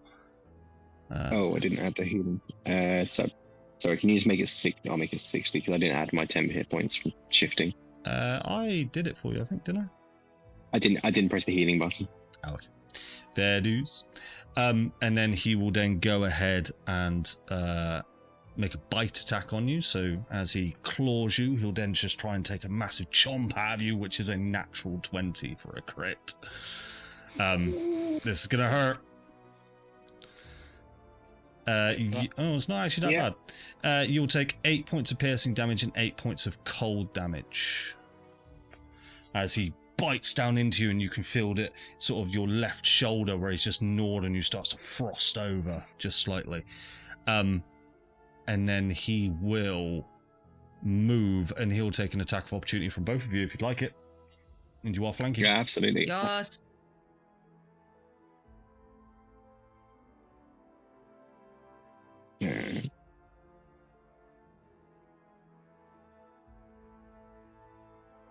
Nat 20. This wasn't worth. No, I should have used another. It's supposed to be advantage, isn't it? Okie doke. So 25. Yeah, they will both hit. Isn't there something about my vicious rapier? There's a reason why it's called vicious, right? Yes. I can't remember why. There is a reason it's vicious, right? Yeah, no, it does have a special property. I just can't remember what it is. When you roll a 20 with this magic weapon, the target takes 2d6 extra piercing damage. There we go. Go ahead. Do I get sneak attack for this? Yeah, because you got advantage. Yeah. It's still rolling Cool. d8 Oh. for my sword, by the way, Andy. Oh god, yeah, go just roll your d10.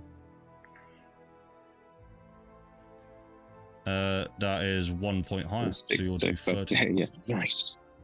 Nice. Okay, it didn't naturally roll the extra 2d6. No, so it I'm just won't gonna do. do that as well. It won't do. Sorry, I just need to check something as well. 11. Sentinel. Plus, so 21. Do you double the sneak attack dice? And then Yeah, you double the sneak attack as well if it's a crit. okay, and then I'll roll this as well. That was shit. So you need to roll. You need to roll 5 more d6 because you get to double all that. Five. Oh, bloody Yeah, hell, because your right, okay. 2d6 gets doubled and your sneak attack gets doubled. It's a crit. Would the 2d6 get doubled? Because Yeah, that's the, it's part of the weapon that's attack. the property of it. Yeah, still part of the weapon The attack. property of it is that if you get a crit, you roll 2 extra d6. Oh, Yeah. yeah, it is. Yeah, okay, yeah, that makes Right. sense. Take I'll 4 take the off of I'll that. take the then, 'cause two. No, those I'll were take the shitty- 2 those were lowest shitty ones. because I'm nice. I'll give Yeah. you 8. So I will do 13 points of damage.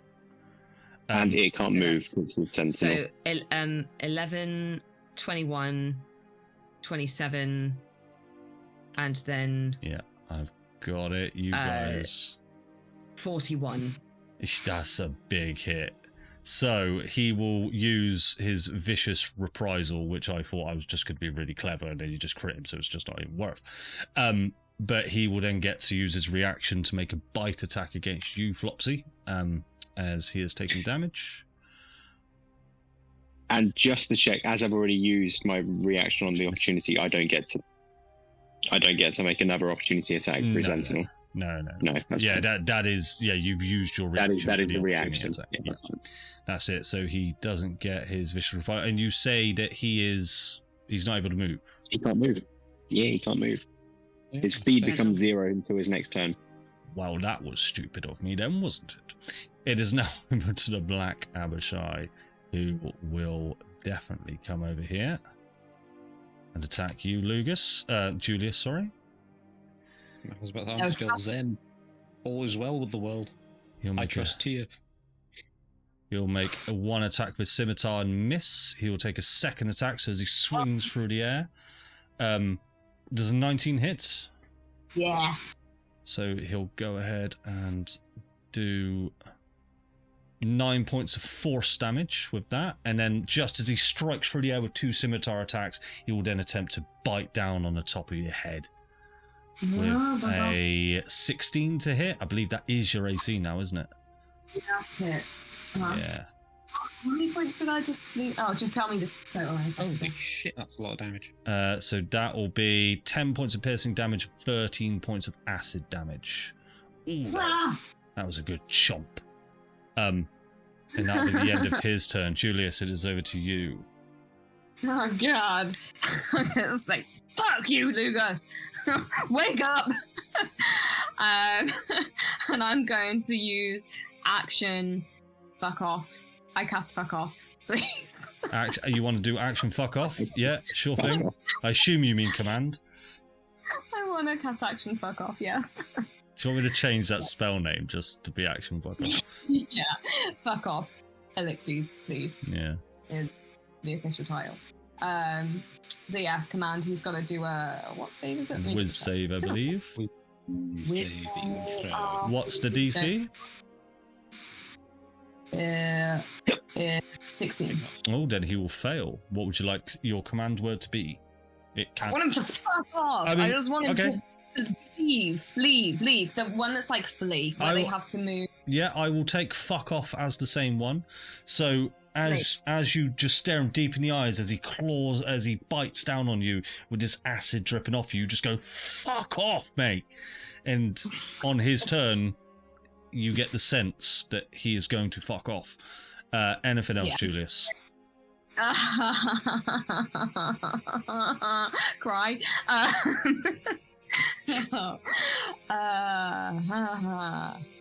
Shit. Healing's a bonus action. Actually, no, you can't do that because It's a spell, isn't it? I was just thinking that.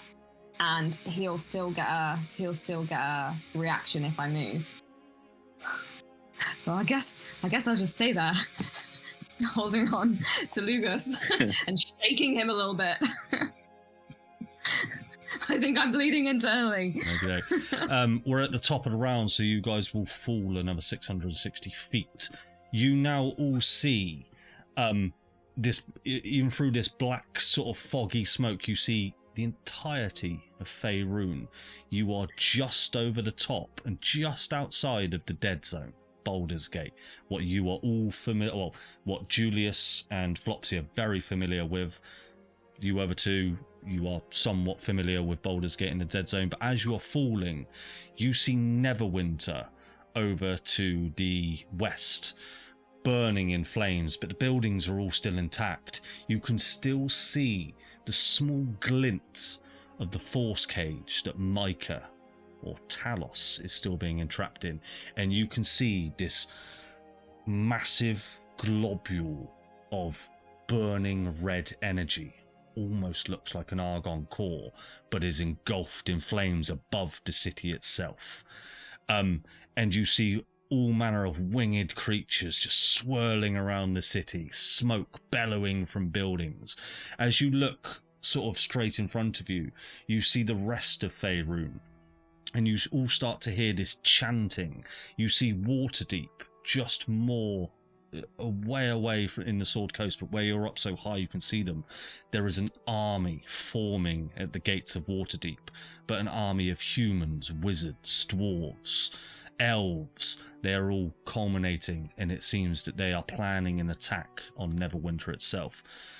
Hugh, you look over and you see the Whispering Woods, and you can see them off into the distance. As you're all looking down on Baldur's Gate, you can't see too much that's happening in there, as it's just engulfed in this smog. And you see Faerûnia, which is, you see someone on the roller coaster just go wee as it goes over. Hugh, you see these massive oxbow lakes that are sort of right in front of you. You see the town of Dave.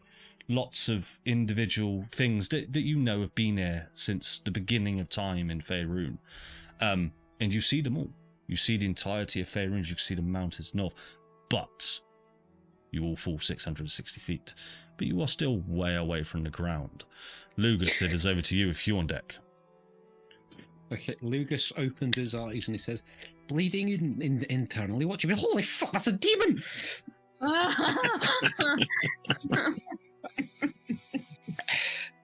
I will immediately. I will also. I'm so sorry. I will use. I just spit acid on me. I think I'll probably be fine. No. I'll actually use a terrifying. I will. I will use bonus action healing light on you. How hurt are you? Julius is looking pretty hurt. Pretty damn hurt. While I receive a can of Coke from my small mini fridge that I got for Father's Day. Aww. Got a mini fridge. Aww. I now never Nice. have to leave this room. It's bloody great. Just trying to keep you away. I've got a bucket down there that I just do poo in. I will use. Live on the internet.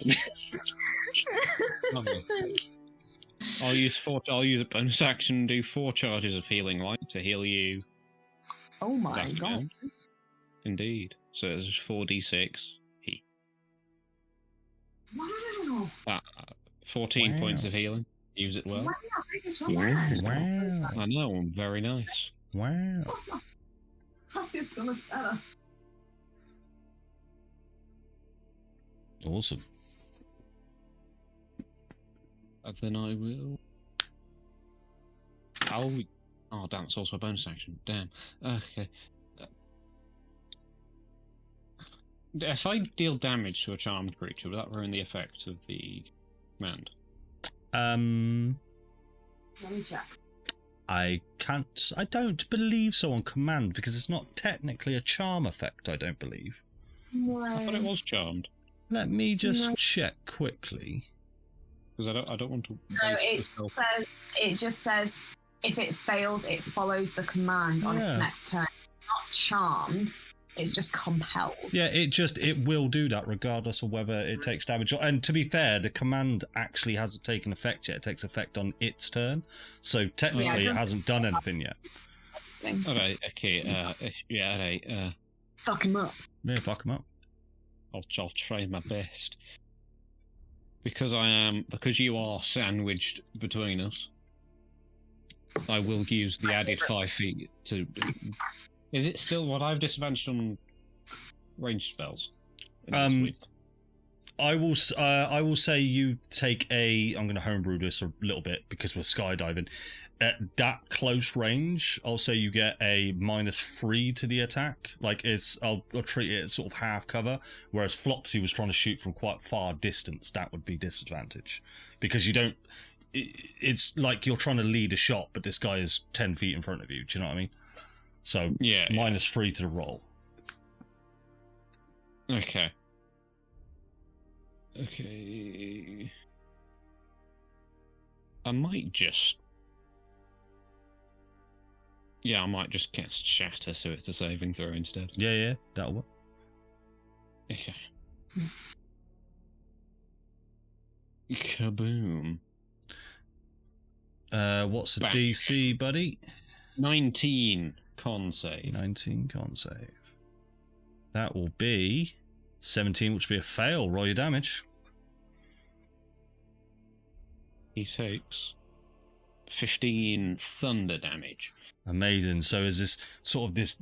I think it's... Well, I don't think it's a dome because Shatter's normally done just on the surface, but as you're casting it in the air, it creates this sort of this dome effect of just thunder, and it just vibrates the air, and the water molecules that are within the clouds just start to shake and vibrate, and it just starts to consume the creature, and he takes a massive amount of damage. Anything else, Lucas? I mean, other than just apologising to anyone within my radius. Cool. Hugh, it is over to you with Flopsy on deck. I will enter a rage. So he is looking super hurt in front of you right now. Yeah, this is somewhat worrying. What's the ruling on doing non-lethal damage or minimum damage? If you would like to, am I able to elect to do? Yeah, you can elect to knock out the creature instead, if you would like. I would like to do that. Yes. He's in a very good position to do that because I'll tell you why if you hit. Yeah. Okay. So yeah, I will make an attack. I will say though, I've always homeruled this. If you critical, you can't do non-lethal damage on a critical strike unless you want to just give up the crit. Okay. All right. And what about if I add extra damage? So the sword, for example, if I want to do the whatever it was called, it's you won't 2d8 you won't need it, mate. You won't need it. That's fine. That's fine. All right, me. Right. We'll just see what happens. For 26 to hit. 26 will hit. So what I'll say, don't worry about rolling your damage unless you'd like to. Just describe to me how you would like to non-lethally attack this creature. Pommel of the sword to the top of its head. Okay, just want to knock it unconscious. Cool. And you will see this creature will just fall limp and just be knocked out completely as he is now falling with his wings just drifting out like that. May I interact with an object? No, you have used your action. I have. Oh, well, I just want to pass off a bottle to Flopsy. A bottle Is of there what? time for that? A potion. Oh, potion. Yeah, it's normally an action. I don't want to use it. I just want to pass it off. Okay, that's fine. Yeah, normally an action to do that. Sorry, because you're giving it over. If Flopsy wants to use the action to take, it is. Can I say a few words? Yeah, of course you can. Flopsy, the love potion. I'll point my pocket towards her. If we charm it, then we can use it to fly to safety.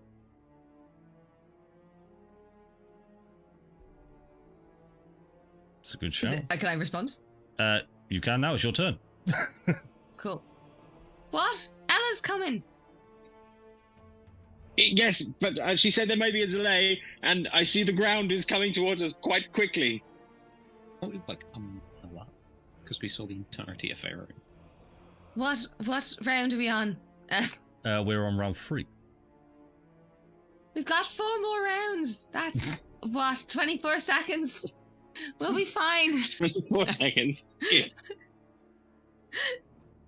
No, she'll just say, "I'm not getting on that thing. I'm sorry, I just can't.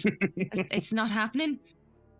And then I'm gonna look over at the other fight that's happening, and I will glide over. Double speed, so I can go up to here. For the sake of 10 feet, Flopsy, with skydiving, you can take the extra 10 feet. Well, because I'm presuming that I was probably too far to hear what Julius did, and I haven't seen the attack yet. Although I can't. No, we ruled that we could just attack it, didn't we? Yeah. What do you want to do? Yeah. Attack it. Yeah. Melee strikes are I fair want to game. attack it. There we go. Vantage. Oh shit, mate. That's definitely gonna hit. 27. Right, and then damage. A damage. That is 9. Plus 9. my sneak attack. Plus another 9. Plus an 18. 9. Cool. So as you bring your rapier in, you just sort of push it through its belly, and you do it so I like the sneakily idea of it does more skydiving damage. over it like a spear. Oh yeah, just banging it in, just piercing it in as you go. Yeah, the sneak attack is you just coming in so quickly you didn't even get to see it. Anything else, Flopsy? Nope. Okay. I'm good. Cool. The white Abishai is knocked out and unconscious. And he is falling next to you, Hugh. The black Abishai feels this strange sense. It just starts to twitch and just go, and it will use its movement speed. Oh, wait, I gotta check this. Okay. He'll fuck off. So, Opportunity attack. yeah, I don't know why I moved him, really annoyingly. Please take your opportunity attacks if you would like them. Yes. Where are we? Is it with 24 will hit. advantage? It is, yep, you are flanking. Nice. Where's my blooming sword from? 24. Kate, you have about 8 swords in your backpack. I'm not...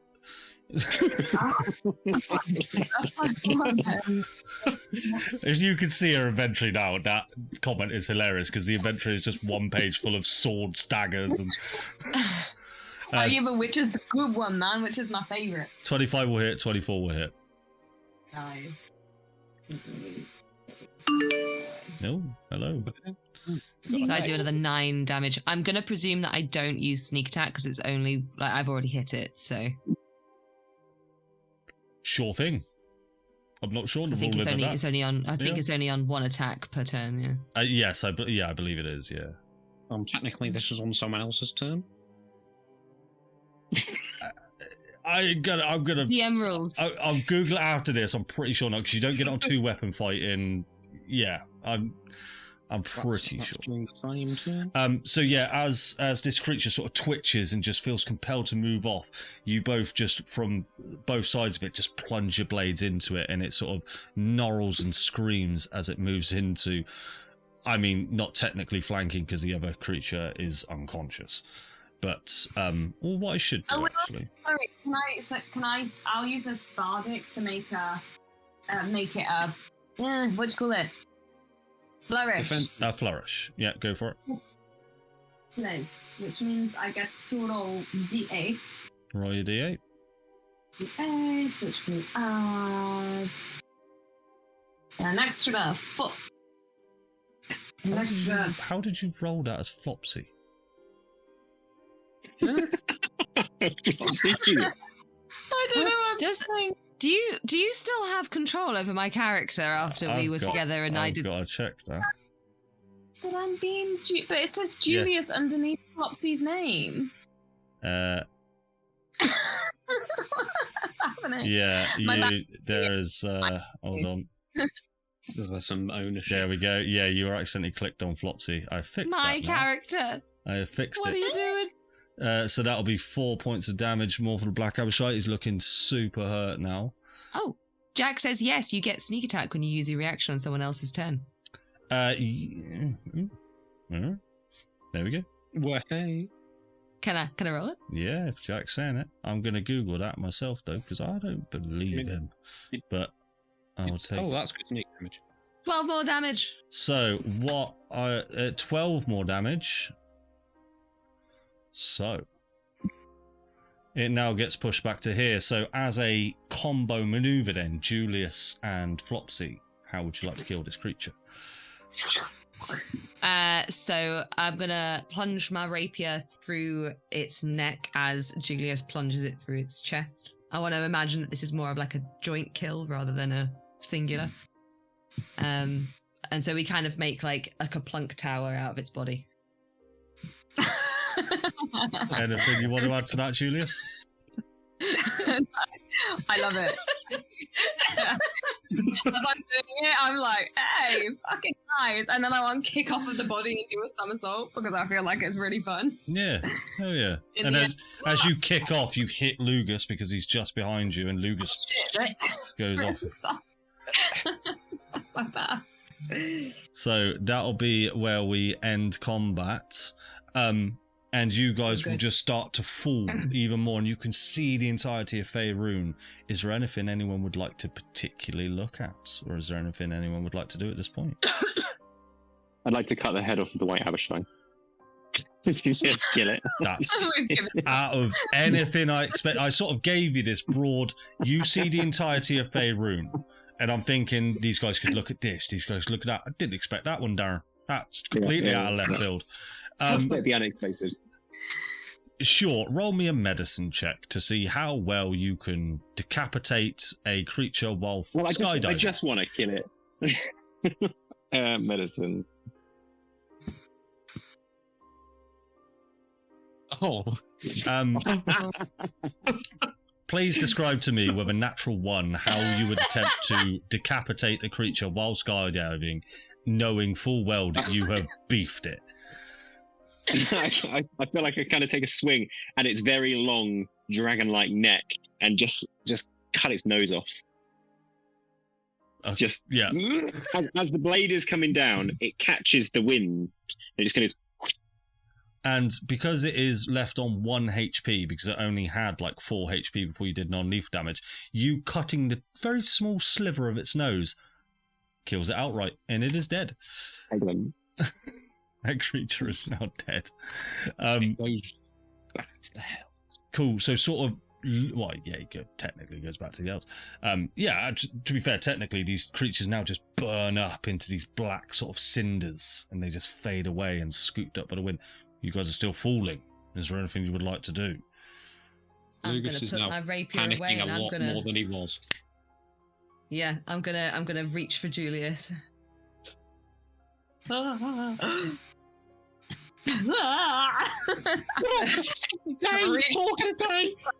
After kicking him in the head. Sorry, buddy. We're all gonna die. Don't worry, Ella's on the way. She messaged me. Oh, how? I've got the phone. I don't know. It was in my head. It doesn't need the phone. It's consistent. I like the phone. I thought we were going down the tree. What the fuck happened? I assume we've completed our journey. I think the tree was like a pit stop. The tree was a pit stop. I did not ask for to be pushed like 3 miles up. I don't know how. Where did you ask us to be? The Baldurs Gate. You asked us to Baldurs Gate. Why? That's Julius. I fly away.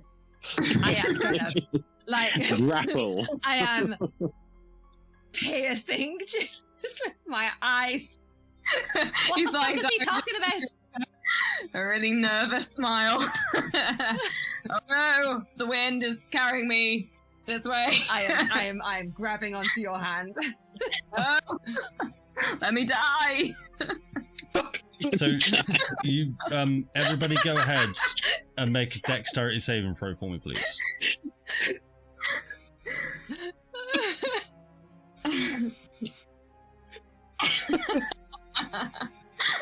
Oh, that's shit. I don't take responsibility for anything.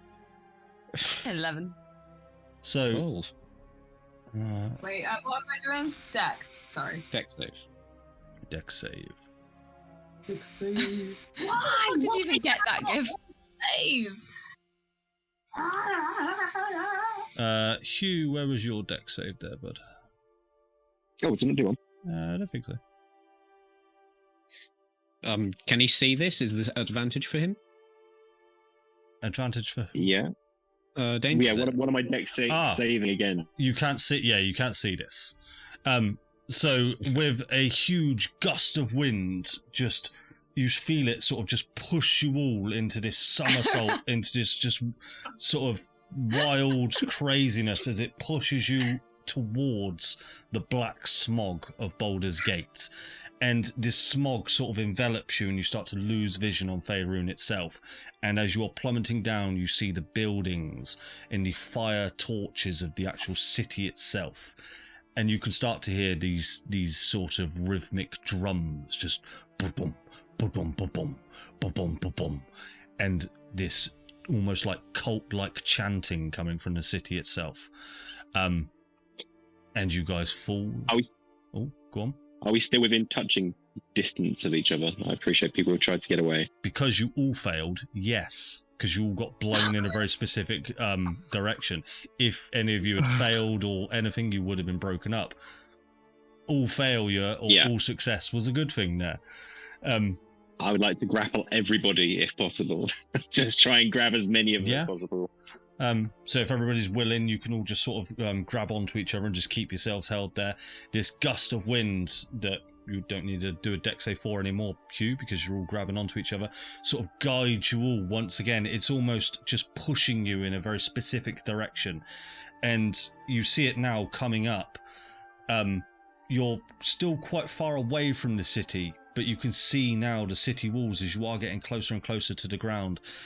Looking over to the west, you now start to see this huge sort of green hueish portal open up. Just this circular portal opens from to the west, and the large Harmony airship just sort of flies through and underneath you all, and you all start to feel this presence of Featherfall essentially being placed on all of you. And as the ship comes sort of cinematically underneath you all, catching you just as you're about to plummet into the ground, you will all land safely on the Harmony airship. Where you all currently are. Deus Ex Harmony. Yay. And you'll just see Captain Xandar wrestling with the steering wheel of the ship as he just flips it round 180 and the entire ship just sort of almost drifts off through the smog, and he manages to get the ship out of the smog of the dead zone. So you're just on the outside of the dead zone itself, where there is now green foliage, and you are probably about 500 feet now from the floor itself. And you will just hear him say, "Well, fucking hell, where have you lot been?"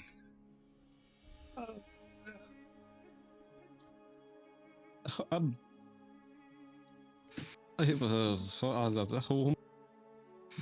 Home? Home. Last we saw you all was in Waterdeep. We thought you'd all had been killed. It's not the first home. Well, could you not have checked in or summit?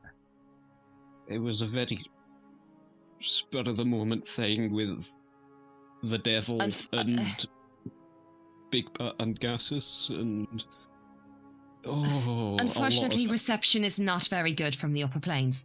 Yeah, there was a bit of a lattice in the way. And Ella will say, So you've been to the upper plane? You've seen it?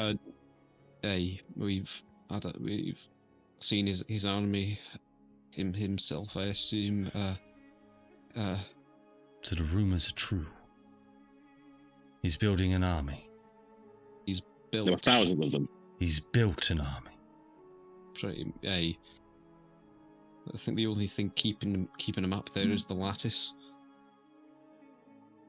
And even that's not working properly. He's still managing to kind of project himself down. He's using. We think he's using Yggdrasil.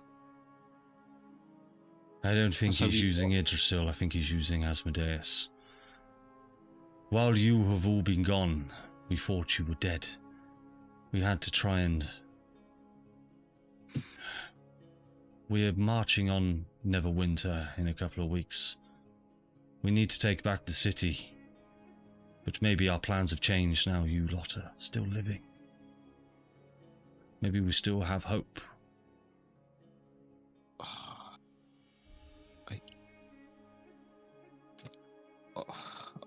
How long have we been gone? You've been missing a month. Holy shit. How long has it been for all of you? A few... 2, 3 days? 2 days? Aye. When you said the upper plains, yes, this can happen. And you'll see Xandar just will say, well, I don't know about you lot, but Baldurs Gate are gonna know we're here. And they're gonna come for us. So we better land this ship and we better get off a bit sharpish. Where are you all headed? And why were you falling from the fucking sky?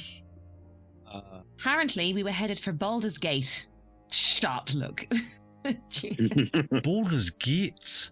Lucas is hiding behind you. He was trying to find you. Where did you go? Your shirt repairs itself. I'm telling you right now, there is no good that can come from getting into Baldur's Gate. But I fear now we don't have a choice. As he looks over, and you all see now, as you're sort of on the very edge of the dead zone itself. The dead zone, as a reminder, is sort of a large area where the cataclysm fully blew up the city and miles and miles around of it. So you are still very far from the city, but you are just about to land sort of on the outskirts of it. Very specifically near Julius and Flopsy, where you guys met. Very specifically around that sort of area. And you will notice it down there. As you look down this small little hamlet village. I've got the name of... You have to remind me the name. I'll have a look in a minute. We'll have a look afterwards. There's a name. I remember it. Wow. And you'll see now, with your passive perception, Flopsy, that there are airships being mobilised within Baldur's Gate to, you get the sense that may possibly try and intercept the Harmony. Oh, Xandar, is Stoll on board? Who? He was a shoemaker. I don't know, no shoemaker. A weird goblin turned up. Oh no. Oh, for God's sake. No. Aye, a very, very odd man indeed. He said that you lot said that he could spend the rest of his life here on my airship. I didn't know. I mean... I don't think that's quite what we said, but if that's how he interpreted it, then... I mean, here, you lot handle him. He's been alright, but he's broken quite a lot of plates, and Lucy's pretty pissed off. Oh god. I want to see that. You said we've been gone a month. Hey. Oh. Julius just walks away from everyone really fast. What's up with him? Julius! He gets quite moody sometimes. I swear I didn't know. I didn't know. Ending. I didn't know. Lugus! I'm gonna try and shout after him. Lugus, stop running after him. Just let him have some time. And you've got some explaining to do. Bad. I am under a lot of pressure. I've got so many things. Let's release it, shall we? What the fuck is going on? Why has he asked you to come to Baldurs Gate? Why have you sent us to Baldurs Gate? What's going on? This is the last place you want to be. Okay, I've uncrossed my heart. Unhope today. Sorry, Julius. The dealings. Apparently, I don't remember exactly. Sorry, oh, I feel so bad. Hope this isn't Lugus, breaching my you contract. better tell the truth now. Okay. Well, in Crackletown, during the night we stayed at the Mumble Guys Inn, Julius brought me off to the side, said, asked me to use Yggdrasil to send him and only him to Baldur's Gate within 6 days, and then disappeared from us for reasons involving Juliet, some physical relations, and shady figures. I don't remember the exact story, but I crossed my heart before he told me. I tried to convince him not to, like, the multiple times during our journey. Why didn't you tell someone? Why didn't you tell me? I crossed my heart. I take deals very seriously. I broke it by sending all of us here. I didn't count the time jump. Now he's missed his deadline. Do you know who? I probably would remember, but Adam has forgotten. Okay, did you tell? Okay. Yeah, I was just sorry. She Homer Simpsoned out of the. Ran away. So I'm also trying to plug my phone in, which is causing some okay. Okay, no, I'm here. I'm back. Did Julius tell Lugus the names of people? No, he said like his boss. His boss. Bosses. Yes, bosses. He didn't say their names, no. Okay, just his bosses. He has bosses? This On Baldur's is- Gate. I thought maybe most likely, probably yes. Julius has got a job. I'm glad you're here, Hugh. That's always haunted me. I swear I've got that. I think if I got a letter I was going to give to your post, I feel like we should do it. You have a letter? I have 3 letters. 1, 2, 3. Oh, I never get She's gonna- post. Can I have it? Oh, okay. I feel like this should be done in his presence. Julius. Well, he clearly thought that he wasn't going to be around when we read it. Well, Julius, what's going through your mind at the moment? Whoa, I'm casting sending immediately as soon as I'm out of earshot of everybody. Obviously. You can go down into the lower deck. And as you do, you will see Lucy there just carving up this massive fish. And she'll just say, you're still alive then. I'm just gonna walk straight past her. I don't even acknowledge her. Good to see ya. Oh, I want to say I love you so much, but I can't. Can't think of anything else. What a prick. Yeah, fair enough. And you managed to find just this small quiet corner in the lower deck tavern. Okay. I'll cast sending. Twice. All right, do your first one first.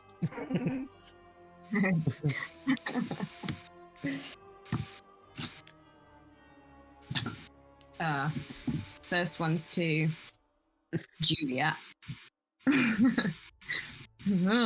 Oh no, I forgot that I have to do the words. 25 words or less. Oh no, I can't do this. Where the fuck are my family? I'm back. I'll give you everything you want. And a message. Do you have what we want? Oh, she's responding. Do I have to cast it again? Yeah. Yes. My precious spell slots. I mean, I don't think you're good at this point, mate. Just narrative. I'm not going to let the mechanics come in the way of a cool moment. Yes. Are they alive? For now, bring us what we want. We thought you were dead. And I'm not barbaric enough to kill them.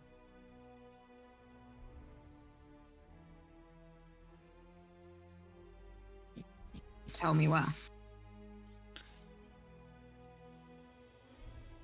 Just follow the instructions of the person that will be arriving very, very shortly. As we assume that's you in the airship.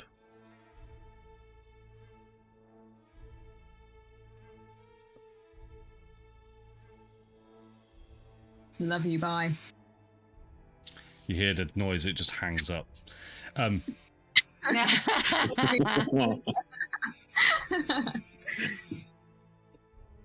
Lucy just perks up, she hears you and then realises you're not looking at her and she just... Oh, my face. I've missed Lucy so much. I'm so excited she's back. Oh, she don't like you anymore. Who else would you like to cast Sending to? Oh, okay, here we go. I'm going to cast Sending to Jane.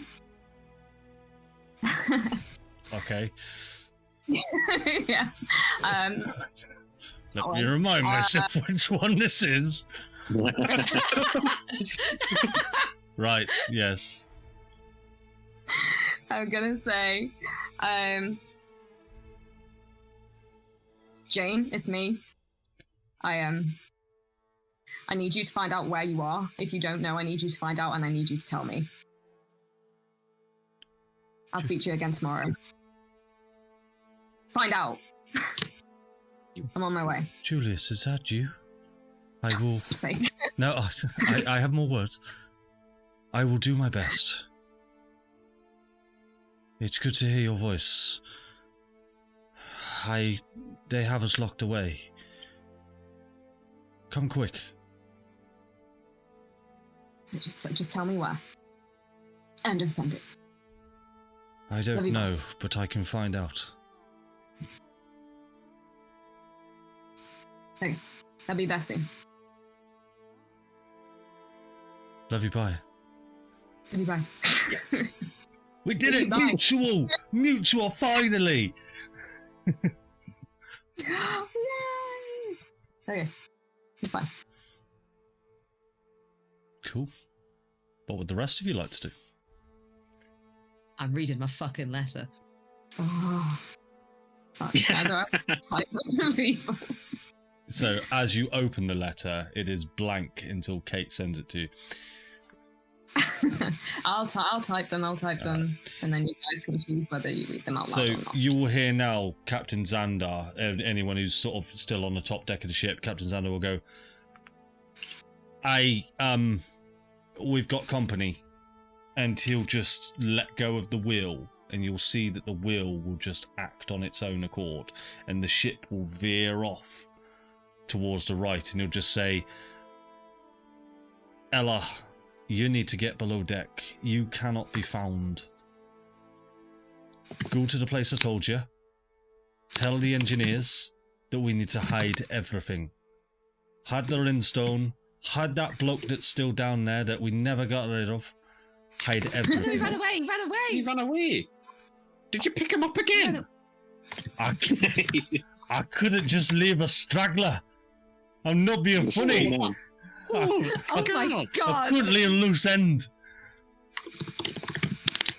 Oh, Look, he's doing well. I'm feeding him well. Just don't worry. And you will see now that there's this second airship has just appeared through the smog. It is a lot larger. It is a lot more ornate. It's sort of just got this figurehead mast on the end of the symbol that you've all been seeing around of the Gritzen. And they've sort of got this figurehead of what looks to be a demon head, but not quite, more like a tiefling kind of deal on the end of on the end of the ship as a kind of figurehead. The sails itself, airships only kind of use their sails as rudders, not really picking up the wind at all, but they are sort of arcane powered by these brimstone refractors. But it is just large, much larger. They've got a 351 Windsor as their V8 motor on the back, which is a lot bigger than the 302 cubic inch V8 Ford that you've got. They've got the 351 Windsor. Their sails are jet black with the large sign of the Grits just planted on sails, and it comes up next to the Harmony, and you see it now that you could jump one side to the other, and two people will board the Harmony. These two figures, and one will approach you, Hugh. And they don't have their weapons drawn, but he has his hand on the hilt of a rapier. And as they board the Harmony, they'll just say, "Everybody, do not move." I assume... I would like to move. You would like to move? Are you telling me, or are you telling the NPC? No, I would like to draw my sword. Okay, cool. In that case, apart from you, Julius, we'll go into... Well, no, we won't go into the loose initiative. We are technically in loose initiative now, if you are wanting to do anything like that. So, I suppose that's my turn, bringing the players onto the ship. Player's turn. What would you like to do? How has Xandar reacted to their boarding? Is he still on the deck? Xandar's on the deck, and he is just holding his hands up, and he is taking his hands off of the wheel. It's sort of passive insight for all of you. You get the sense that he knows not to mess with these people. He's a smuggler. He knows places. Oh, I'd take a couple of steps backwards. And yeah, like I say, just draw my sword, but not making the attacks.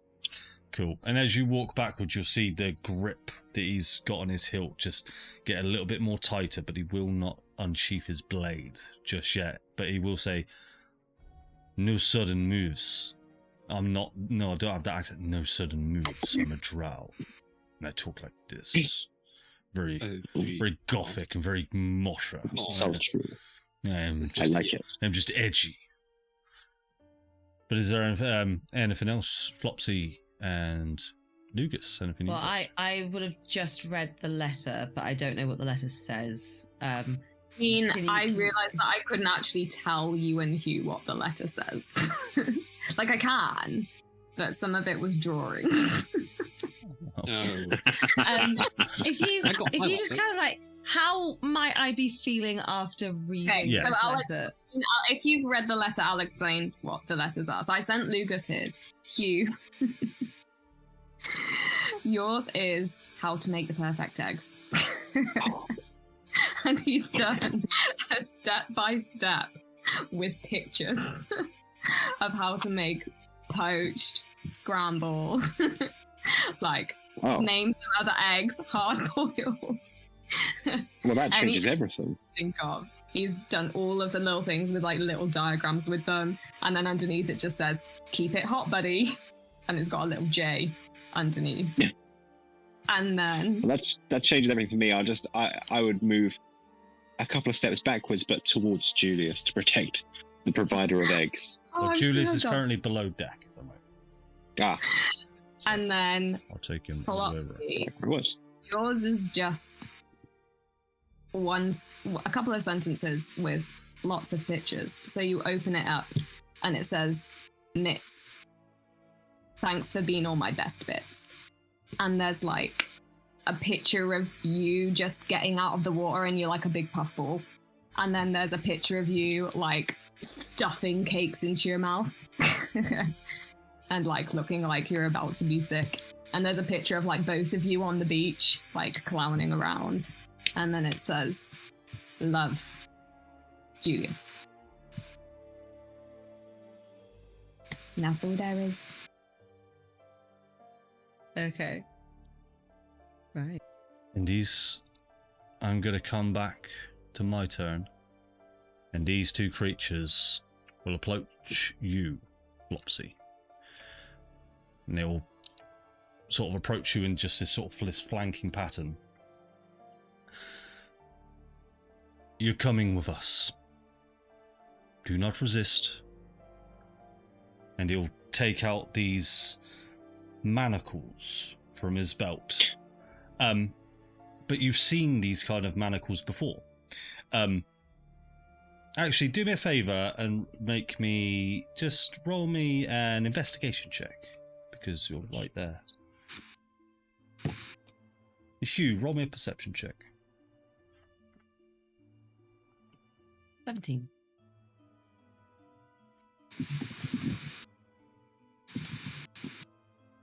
$18. 17, 18. I'll start with Hugh's perception then. So as you see these manacles being drawn, they're sort of brass in nature, but he draws this combo, these two manacles that are placed on someone's wrist, but also this other contraption that appears to go on someone's waist.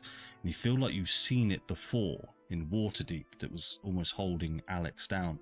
Flopsy, with your 17 investigation, you see that these apparatus, these two sort of devices, are covered in these arcane runes. You're not arcane in nature yourself, so you can't decipher what they will and they won't do, but you know that they were able to hold Alex in place in the Council of Waterdeep. And you get the sense that these are the same kind of devices. And he will hold them up to you almost to present for you to shackle yourself.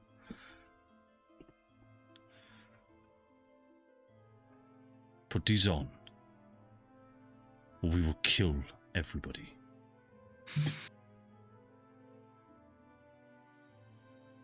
She's gonna stow her letter away in a deep compartment in her bag. And then she's gonna look around at everyone on the deck.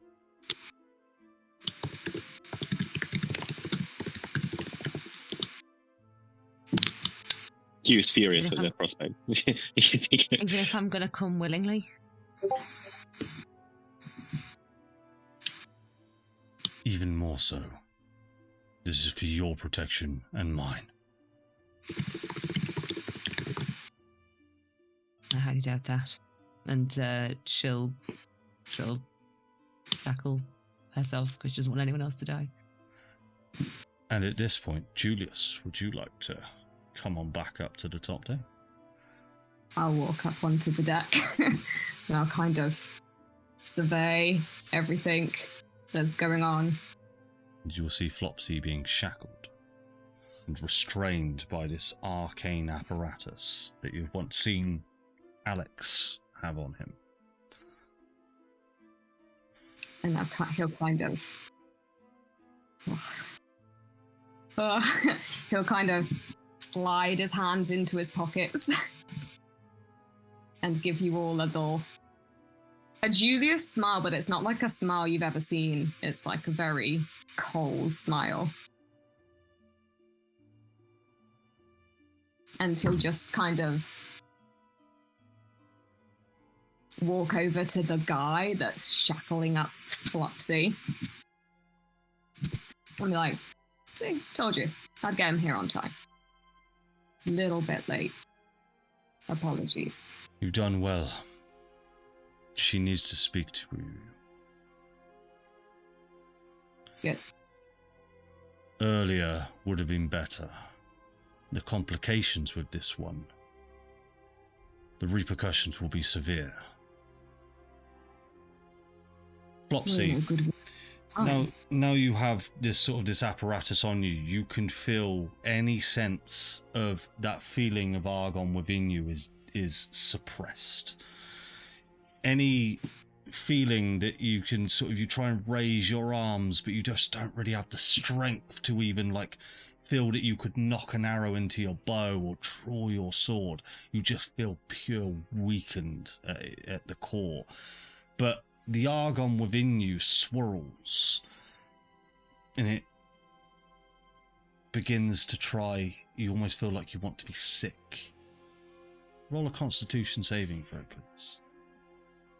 No. As the Argon within you is trying to fight back.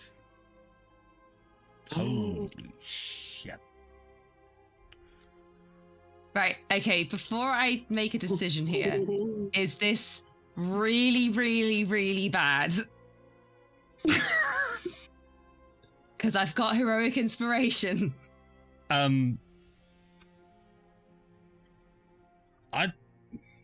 It's a nat 1.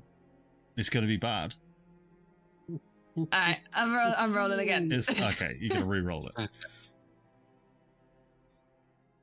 it. Much better. 19. Okay. The Argon within you starts to swirl. Your stomach starts to twist and shake, but you manage to sort of just hold it in. You get the sense that the Argon within you, you felt it before, go into this self-defense mode, and it was about to unleash something, but you were able to hold it within. That heroic inspiration has just probably saved this entire airship. Good looking out. I was about to down the entire fucking airship. Just saying. Okay. We may have had... You're welcome, guys. That could have been... that. Yeah. I only really had one or two options there. I'll tell you what I had in my head for that after the session. So, is there anything, Hugh and Lugus, is there anything you would like to do as you sort of assess this situation now? I'm going to let you as players assess the situation on what's going on. Yeah, so I'd like to rage. I'm going to cast message on Julius. I'm like, what the fuck is going on? She was your cargo? You just go, Lugus. You know, I kind of figured out quite early on that Hugh was an imbecile, but I kind of expected more from you two. I am a... If this is a betrayal. I thought it was going to be difficult, right? Instead, I feed you some half-assed sob story and you eating that out of my hand like fucking flapjack. No, Lucas, don't come to Baldurs Gate with me. Let me take my punishment like a hero. Come on, man. Wise up. I'm pretty wise. I'm seeing the big picture here.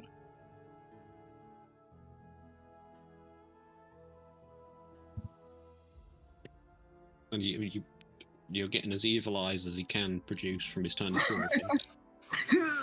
Have you seen the squirrel gif where he goes... Intimidation. I mean, to be fair, it is my highest stat. I'll roll it, dude. You can't say that and not roll it. Sure, yeah, I'll roll intimidation. What do you roll against intimidation? You don't. I'm just going to tell you to intimidate And I'm gonna- a squirrel. And I'll get guidance myself as well. Yeah, fucking hell yeah. Okay. Yeah. Does a 28 intimidate you? I jump off of the airship. well, hold on. Not that intimidating. He's very scary. Flopsy, what's going through your mind at the moment? I am affecting calm and poise. I am not looking Julius in the face at all. I'm not even bothering to look in his direction. In my head, there's not much going on beyond panic at trying to keep effectively a nuclear bomb from exploding. And all because these idiots, for my protection, decided to suppress something they don't understand. So yeah, I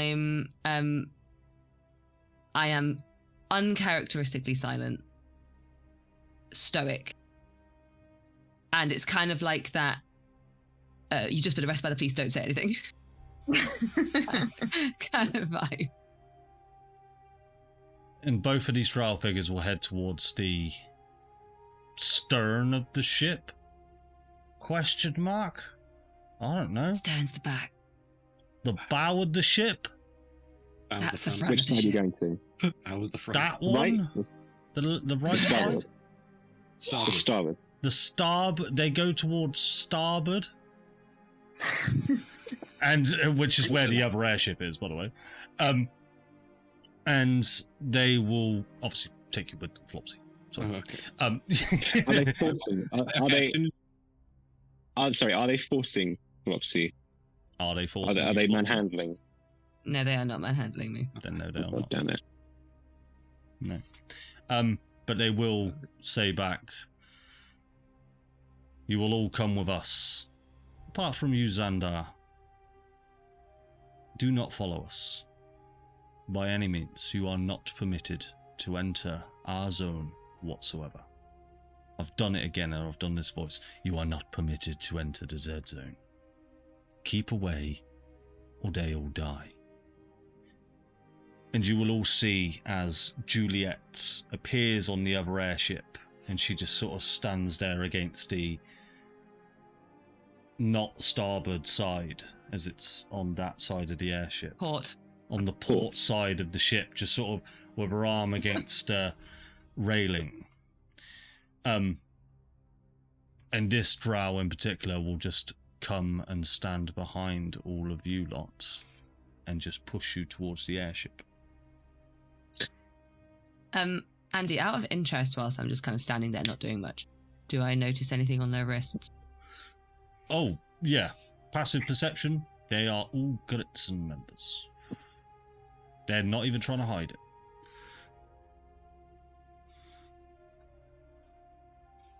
Their entire boat is laden with Gritzen memorabilia.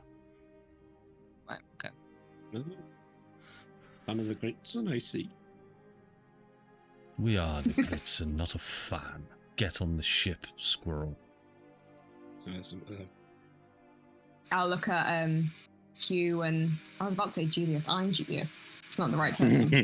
I got that wrong earlier. Our names are You're pretty actually into my soul. So let's not make a scene, boys. Come on. I'll take a step towards Julius, and I would like to unarmed strike him with my left hand, which is still clutching the recipe for eggs. Go for it. Roll for egg damage. Egg on your Egg face. damage. I can't bring myself. Oh, Even do a now. whole sidestep away. Yeah, with a 12, Julius will sidestep it. And I'll turn and I'll just go where he's telling me to fucking go then. Lugus? Lucas is just gonna head off down completely. He's just gonna scamper over to the other people on all fours. He usually floats or just walks normally, but he's just scampering like a normal squirrel. And as you guys make it sort of towards just about as you're about to board the other airship, Julia will walk down this gangplank that's between both airships now, and she will be holding 3 sets of manacles, and she will pass them out to all of you apart from you, Flopsy. And she'll just say, shackle yourselves. Now. Do I get tiny manacles? Yes, they pulls them out, and they're very little small ones for you. Is it the same arcane ones? No, these are just simple manacle sets for your arms and for your legs.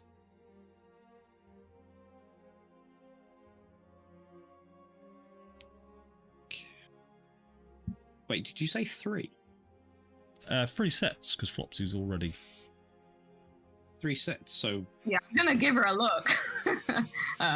What the fuck? I thought you meant like 3 new sets. 3 new So, sets, like- so a set of manacles for Lugus, Hugh, and... Oh, yes, no, yes, sorry, 2 sets. I was about to say, 2 sets. Julius, here's some sets for your Yes. betrayal. No, sorry, that is my bad. She pulls out 3 manacles and goes, oh, I've got a spare one for someone else. These are for later, Julius. But serious tone. Get on my fucking ship.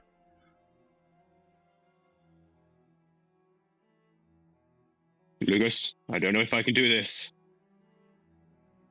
I'm struggling with the thought myself. I'm this close to telekinetic shoving both of those fuckers off this plank.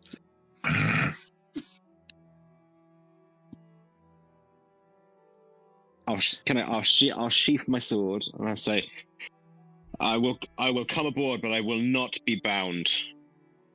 Lock me away, but I will not be manacled. You might like it. Roll me an intimidation check.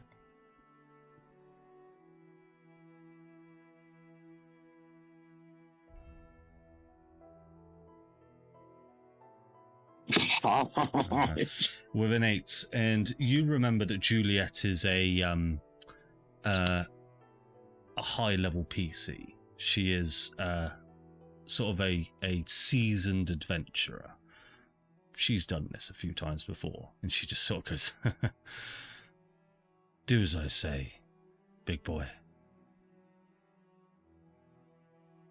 Or I will do what that squirrel is thinking right now and shove you off of this ship.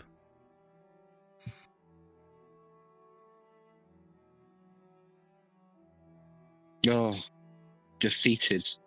I will manacle myself, I guess.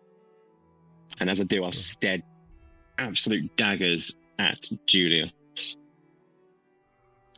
He gives you such a shit-eating grin, Hugh. Oh, I'm gonna kill you. Jim. And you will all hear the voice of Xandar just go, we will get you. We will come for you.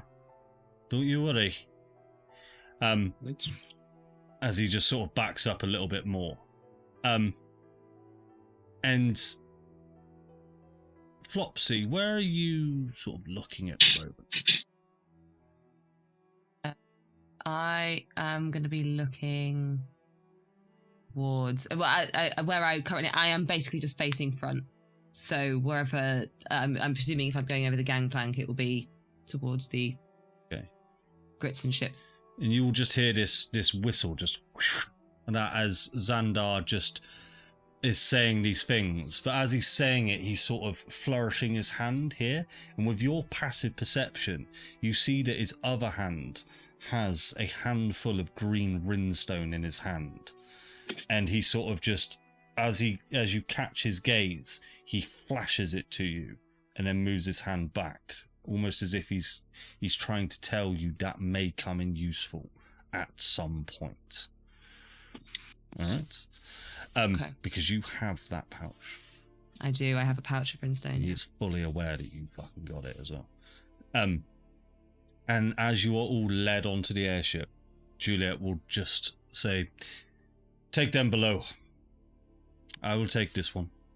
And she'll take the center of your manacles, Flopsy. She'll just, as the rest of you are all led away. Julius, you can be where you want to be at this point. But she will say, it is good to meet you again. But I welcome you home, where you are supposed to be, Violet. And that's where we'll go and end our session. Betrayal and meanie things. That was fantastic. Everybody give us a wave for our Monday session that we did on a Monday. And say bye, Vicky's mum. Bye. Bye. Bye, Mum. Bye. For being mean to me, Mum. We're bullying your daughter, Vicky's mum. See you all later. Bye-bye.